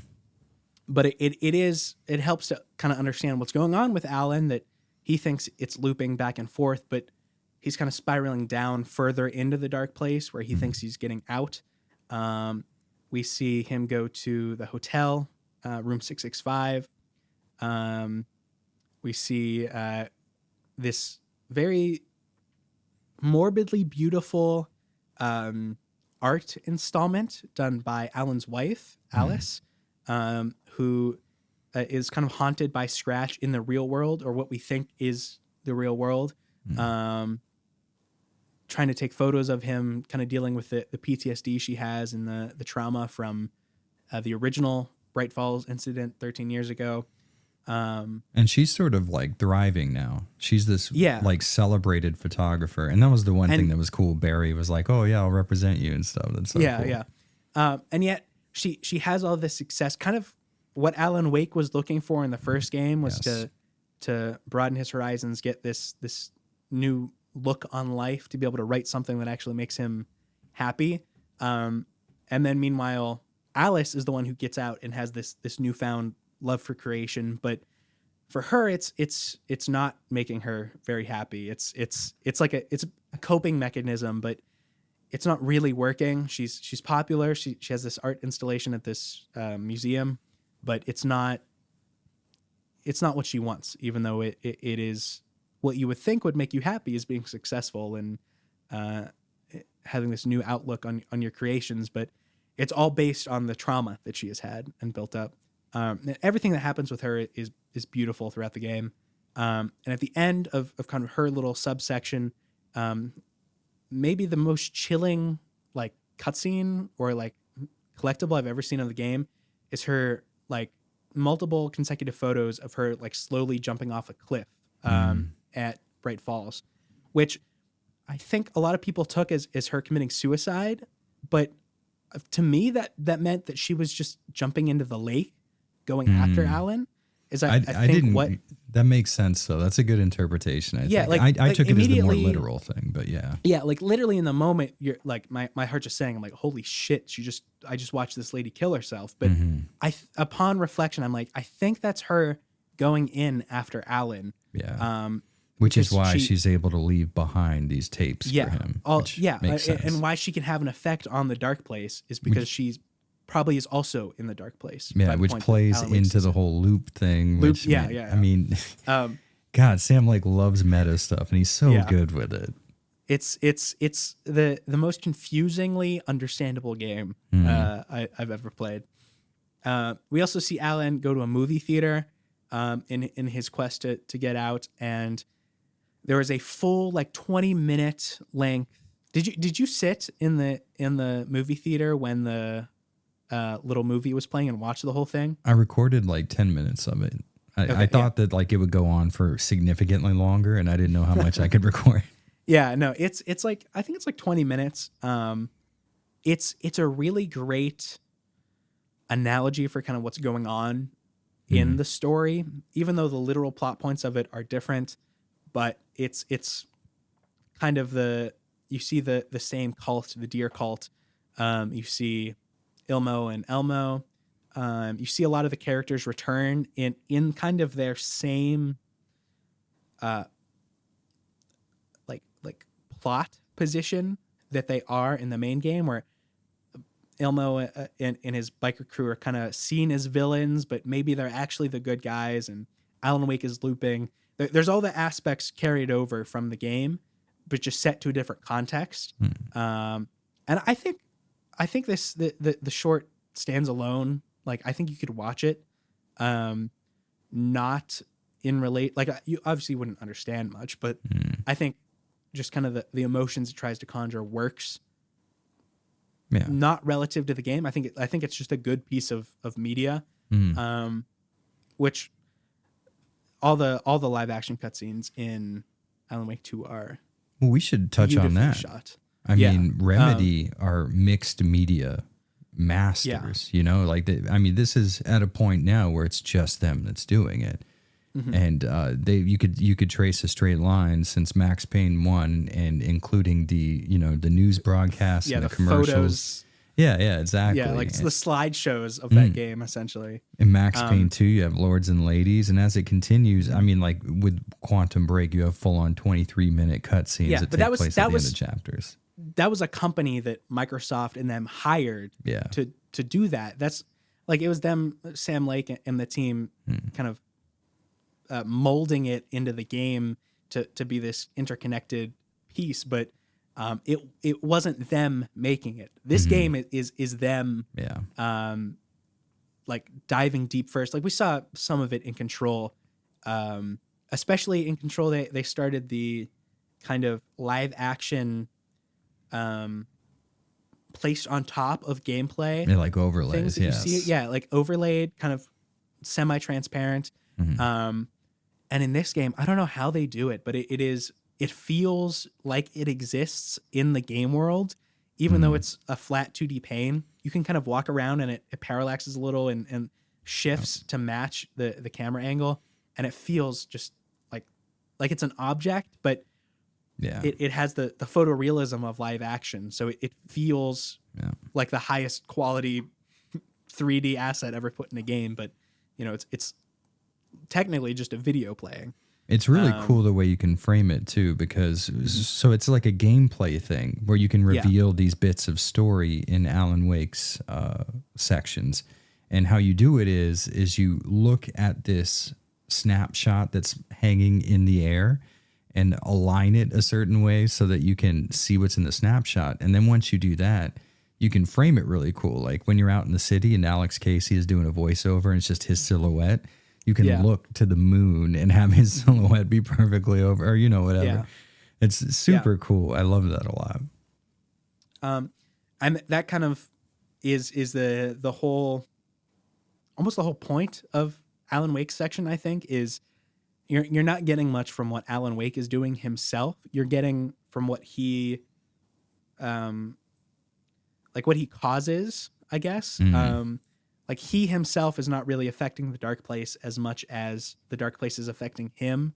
So the little Alex Casey bits that you discover throughout the story on his side are the thing that drives the plot, not what Alan is doing himself most of the time. A lot of time he's just doing some puzzles or trying to find his way. But the things that are advancing the plot are the real life movie. In the game, they're the movie version of the character. I think it's also interesting before we kind of finish on Alan Wake's segment of the game and get to the end. There's kind of an analogy you could argue for the dark place really matching Alan Wake's career trajectory. In the beginning of Alan Wake's sections, there's a ton of the Max Payne, like I think even the first one that you find is like essentially the opening paragraph from Max Payne 1, kind of reframed into the Alex Casey books. And definitely a lot of the ones you find out are just like generally plot points or definitely the style of writing is like it's Max Payne. Yes, 100%. The way he talks. Yeah. And maybe a third of the way through Alan's Dark Place segments, there's a cutscene where Alex Casey becomes real to Alan Wake, which is in this case the video game model version of Alex Casey is the real version. Comes alive and kind of threatens Alan, and Alan has to shoot him, which you could argue is the killing your darlings, Alan, killing off Alex Casey in his books. And that arguably starts the spiral of Alan going further and further into the dark place, which started his spiral into, drinking and depression in the first game, which is why Alice brought him to Bright Falls. And the entire time later on in the dark place, you're seeing things left by Alice, trying to, she's doing it for her own good, in sort of like a therapy aspect, but it's also kind of helping Alan along in the same way that Alice was trying to do in Bright Falls in the first game, with trying to sign him up for the therapist and everything. So even if you don't take the musical section, for example, 20 minutes of musical that is right in the middle of Alan Wake's story, that is the plot from Alan Wake 1 explained in song, you could take the entire campaign of his, and that is also kind of mirroring his trajectory in the first game as well, which I thought of last night at 3 a.m. when I was thinking of what I was going to say today. I was like, I got to mention that. I'm so smart. We cut to the 20-minute movie. Alan Wake keeps progressing. He's been going back to their apartment building from the first game. That's where we find all of Alice's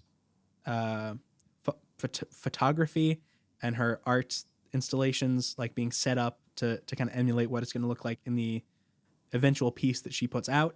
But it's supposed to be their apartment in typical Remedy Sam-like fashion. It is their apartment, but it is also completely 100% different. It is not the apartment from Alan Wake 1. It just kind of looks like it, which again is this intentional, or is this just Remedy needed to make the apartment different to make this plot point actually work? Yeah. I don't really know. Someone much smarter than me will write a video essay on this game and explain that in 3 to 5 years. Anyway, we kind of go through the Alan Wake parts. He's let me pull up my notes real quick just so I can make sure I don't get the ending of his sections right.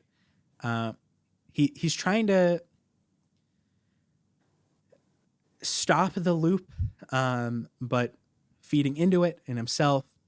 We never mentioned Warlin Door, who's Saga's dad, Saga's dad,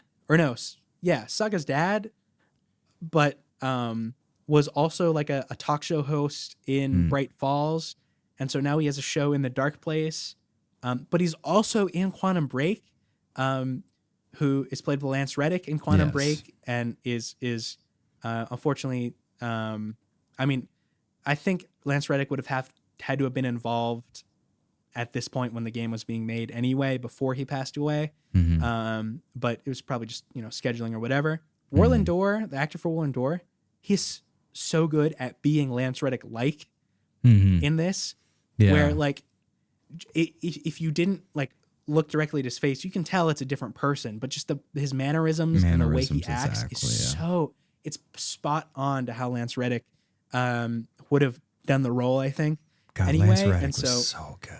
Oh, what a bad, like with the voice and his delivery, he could sound so powerful and authoritative. Oh God, he was so good with it. Yeah.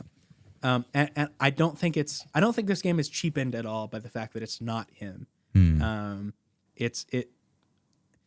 fact, if you, as we've talked about the characters looking different, that's another character that looks different from Quantum Break 6-7 years prior, whatever it is, to now Alan Wake 2, that you're not sure if is intentional or not, but maybe the Dark Place has changed him in some way, or this is just another version of him, whatever way you want to explain it.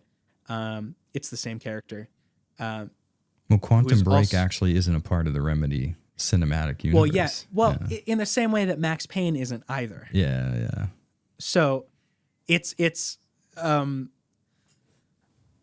like, haha, this is sort of the thing, but it's not Max Payne, it's Alex Casey. It's not, I don't remember what his name was in Quantum Break. Yeah, it's not Lance Reddick, it's Warlin Door. Right. Kind of way that Remedy would have to do anyway because of the licensing. You could argue maybe that the reason these exist anyway in Alan Wake 2 is maybe Alan Wake, Quantum Break, and Max Payne exist in Alan Wake's real world, and that he's putting that. I don't know. That's theoretical. I'm not an Alan Wake Remedy lore historian. Do you follow any Remedy lore historians on Twitter? There's so much lore, and they are so smart. I didn't know that those people existed. I would love to.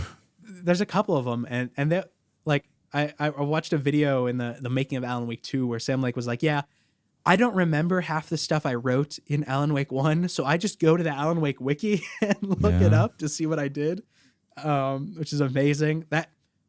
It's a loop. He's looking back onto what he wrote, and it's being affected by the people who played the game. But yeah, we play through Alan Wake's campaign.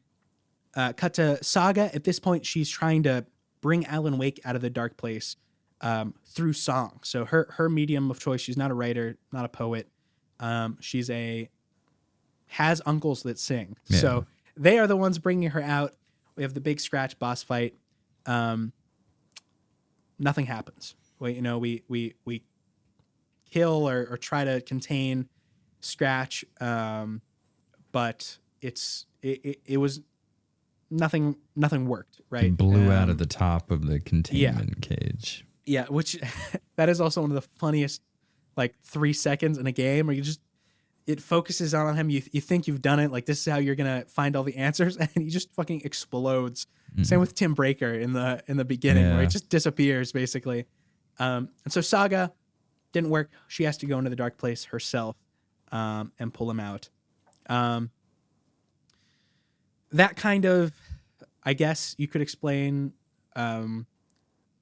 is what starts to end the spiral that Alan Wake is in. Saga discovers the apartment, Alan Wake's apartment, tries to get the clicker and the light bullet that she uses at the end of the game from Alice. So that goes into my hypothesis that Alice is in the dark place, or how else would Alice have been able to bring stuff into the dark place? I mean, maybe the real world affects it, I guess, but that's my hypothesis at least. Well, Alice is also a creator. So like a creative person. So she may have been able to manifest it. And we see the photos of her, whether you want to argue that she committed suicide or jumped in the lake or whatever, she's in Bright Falls at some point. Yeah. So that means that if she was creating something in Bright Falls, that could also affect it as well. But she gets the light bullet from Alice. And in maybe the most confusing cutscene ever put to a video game, the repeating 3 seconds we've seen of Alan Wake getting shot, laying on the floor dead whenever he dies, that is actually Saga shooting him at the end of the game. Now, well, hold on. Actually, so the loop has been him shooting himself over and over again. And now this is Saga putting an end to the loop instead of him shooting himself. Instead of him shooting himself, it is her shooting him. So that kills Scratch, but it doesn't kill the dark presence, I think is the kind of what we're left with. I don't know if, I guess Alan Wake is still real because he shows up again. So I don't know. I don't know if that kills the dark presence. I guess that's left. I haven't played Final Draft. This might be explained in Final Draft, but I know in Final Draft they explain that Logan is alive, at least. And we do kind of get that sense at the end of the game. There's the phone call from Logan, or her trying to contact Logan. That is then... It's a very Inception kind of ending where it stops before... And then Final Draft picks up on that. Logan, I think, picks up the phone. We really should have done our homework. At least looked up the ending of Final Draft. Instead of just guessing. But that leaves us with this piece of media that, as you have seen, dear viewers, is incredibly difficult to explain from a plot. I feel like we could have done Metal Gear, we could have done Silent Hill, and I would have had nice little bullet points. For sure. Explaining the story. Even with Kojima, I think I still could have done it. This game, oh my god, my camera is when you put your hand in front of the shot, it auto-focused on that and never changed. You're good. Every time I put my hand up, it'll start focusing on the microphone, I think. Instead of my... Sorry, I keep moving the microphone. It's probably bad for the audio. It just loses focus completely. Anyway, that is the plot of Alan Wake 2. Are there any big overarching kind of hypotheses or points that you have as to the actual story of the game overall? Hypotheses. I would say that it seemed obvious to me that Logan was real and alive, only because Saga was so dead set on that being the case. Whereas when Tor and Odin were like, hey, by the way, we're related, she goes, oh, I accept that almost immediately because my dad actually was, he ran off or whatever. I would say I kind of, less of a hypothesis and more of a maybe critique. I would have liked for this to have been the end of the story, period. Yeah. They did leave it to where it could continue, obviously. And I think they don't do as good of a job as they did with the first game in having it abruptly shut off, but leaving it open to a potential sequel. In this one, it seems like they set up more scenarios that we would want to see closure on. I think that's because of the DLC in a way. The DLC in Alan Wake 1, you don't need to play the DLC in Alan Wake 1. It's essentially you're playing what Alan Wake's American Nightmare is, a loop in the dark place or in Alan Wake's mind, that it's not, it's just there to sell more DLC and to give something for the studio to make while they're working on the next thing, and doing pre-production. So I think by now they're actually thinking about how do we connect this. And so maybe in Alan Wake 1 they weren't thinking about, hey, we're going to turn this into a 15-year long like overarching story through all of our games and all of our medium when they made Alan Wake 1. So I think that's definitely, I think that is on purpose in a way to get you more interested in the DLC. But also, I mean, this is a long game. As we've talked about earlier, if you were to make this the end of this kind of connected universe, or at least Alan Wake's part of the connected universe, you'd need to explain a lot. Like Tim Breaker is still stuck in the dark place. Yeah, that's true. Yeah. You need to explain what happens to Alice. Saga and Logan probably have a pretty definitive ending, or at least you could very easily make it their definitive ending if that's what you were going for. But we still have a lot to talk about with, or Sam Lake and the team has a lot to talk about still, I imagine, with the lake house that you see in the middle of the game, the FPC, their involvement, because Agent Estevan, or is it Estevez? Yeah, Estevez, is like sent in from outside of Bright Falls, but there's also supposed to be an FBC team in Bright Falls in the lake house. So there's a lot involved. I think would just make the game way too long. Will they finish those plot points up in the DLC, or I don't know.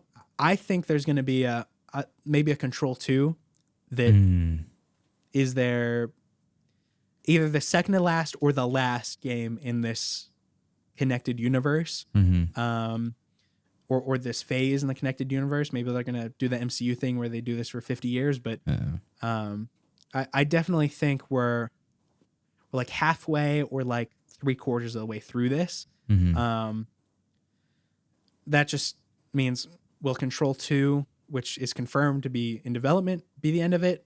Or will it be like the Alan Wake 2 for Control 1? And then we'll get something else, the fifth and final installment. I don't know. So what would you prefer? Would you prefer them to continue the current narrative universe, or cap it off and then start a new one at some point? I definitely want them to cap it off. I just don't know whether I'd want it to be in the DLC, in Control 2, or in a final, in the end game, game. Yeah. I think it really, I have not finished Control, so I don't know how many questions are left unanswered in terms of Jesse and the FBC HQ and everything that happens there. I might have a better answer if I finish that game of to what I would like to see. But I feel like at this point, I have enjoyed every Remedy game, no matter what the objective quality of it. So I think I'm going to like whatever they put out anyway. So I'm okay with just being along for the ride.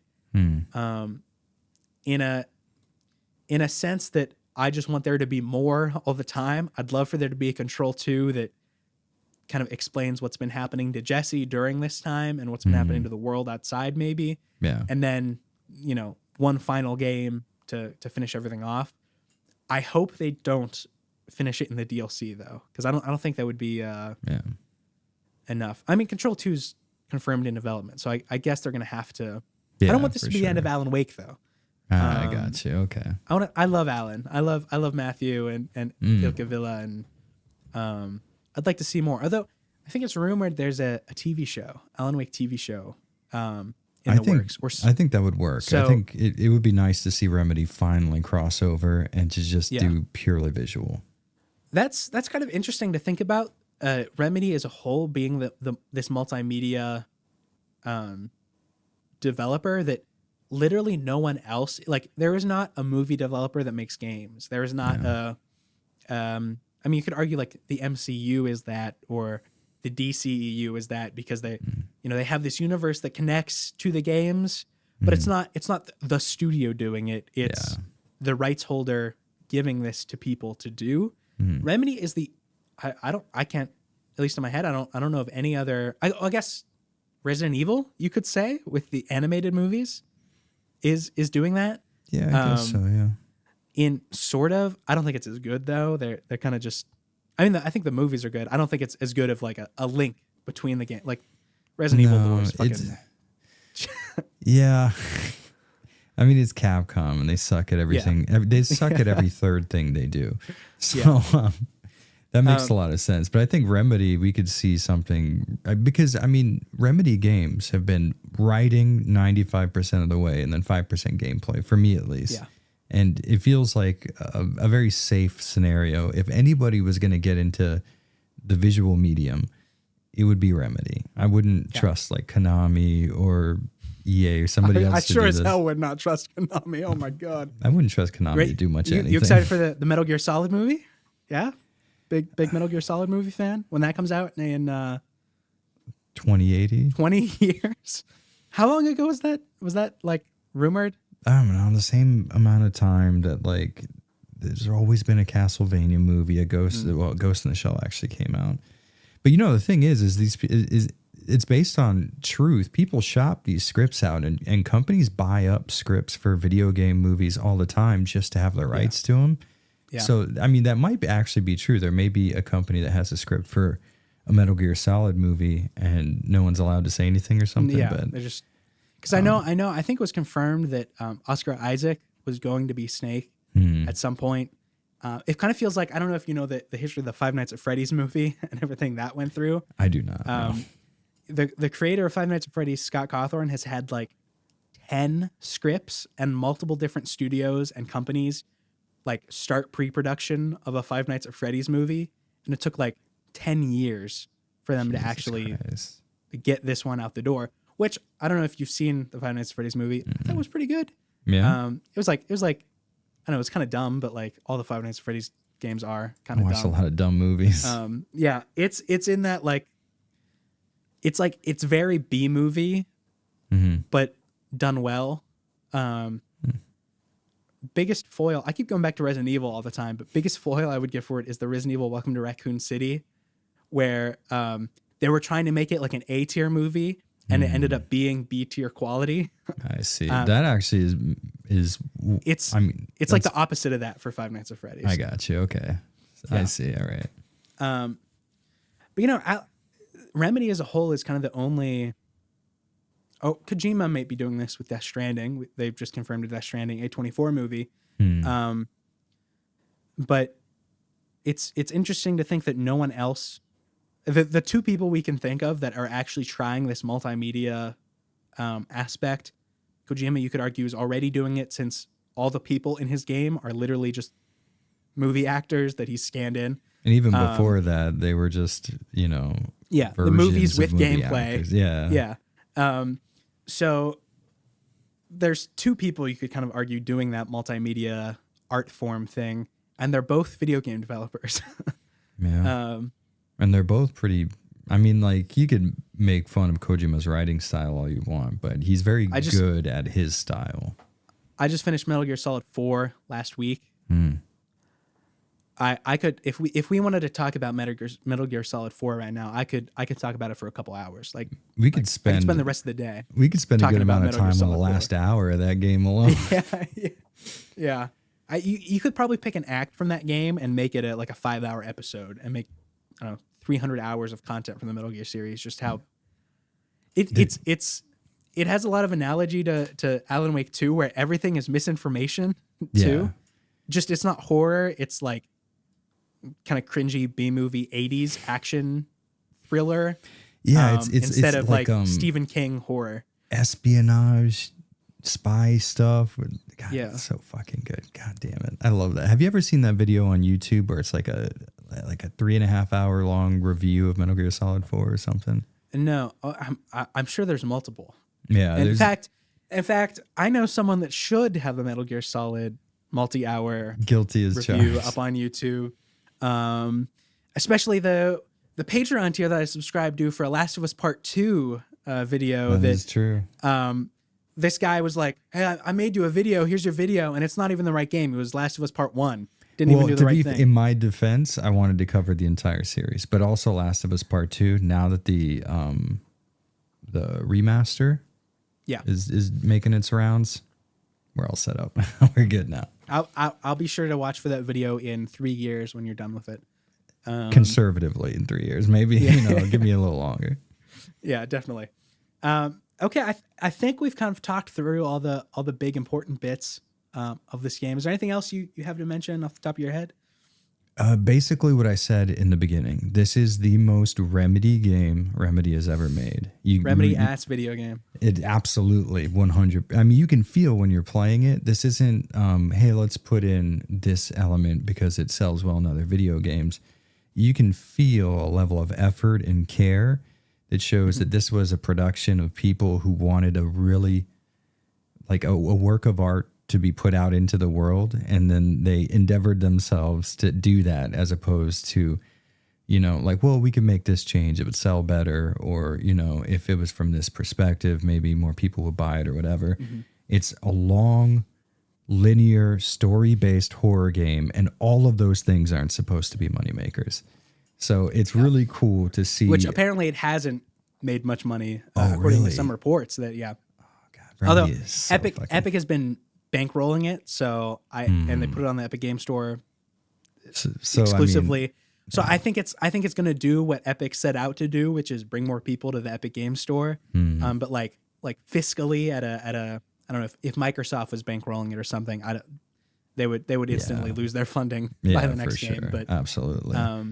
But that's you can feel that in the game though, that these are movements that were made not for fiscal reasons, but for this would make a fun video game, and it feels like Remedy has been edging for this long, and finally they've been what? No, that's it. That's what they've been doing. They've been edging a Remedy game until Alan Wake 2 came out, and this is the full load now. This is everything they wanted to do. Yeah, well, you heard it here first, folks. That is Jared from Avalanche Review's official review of Alan Wake 2. It's like Alan Wake has been edging me, and now I've busted my full load playing this game. I stand behind that quote. Jared, thank you for coming on this podcast, for talking to me for absolutely like 2 hours now. This is the first thing I'm recording for this little channel I'm starting up. If this is your first thing watching, hi, welcome to Cross Circle Squared, made by me, Benny Gerkman.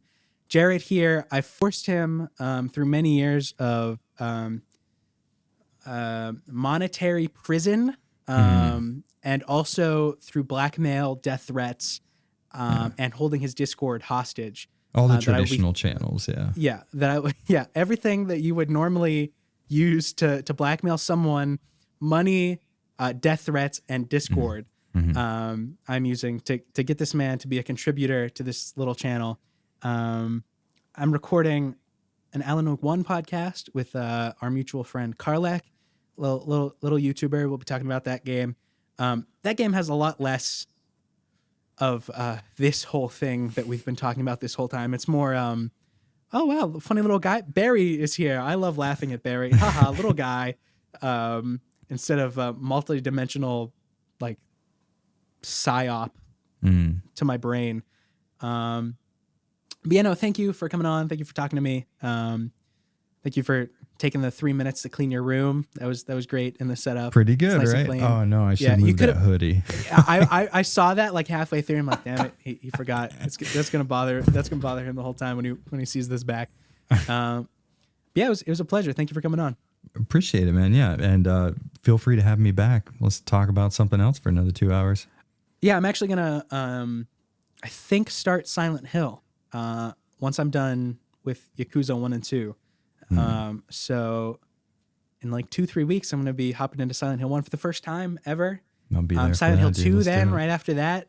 That you were I have not received a single spoiler for any Silent Hill game in my entire life, but until you spoiled it on my Twitter. No way, so did I? If I hate Silent Hill 2 because I was spoiled, it's your fault, and you can only blame yourself. I'll take responsibility for that because 3 is the true good game anyway. Oh, okay. So that was actually a tactical move to get me to not enjoy the big twists of Silent Hill 2 and become a Silent Hill 3 acolyte like you are. But you'll have to wait a couple weeks for that at the very least. I've been Benny. This is Cross Circle Squared. This is Jared, Avalanche Reviews. Go follow him. He makes, if you want to fall asleep to a video, I see it all the time in the comments. His are the videos to do it. Yeah. If I watch Sphere Hunter or someone who is even slightly more intellectually interesting, I will stay awake. So when I hear this guy go in and he's like, "Hey guys, welcome to the Resident Evil retrospective. Today we're going to talk about 53 ports of Resident Evil 2. I just instantly fall asleep. Intro, yeah, I'm out. It's great. It's a great sleep device. I no longer need to take melatonin. I just put it on and wake up in the morning right after, a few seconds after. But yeah, thank you for watching, and I'll see you later.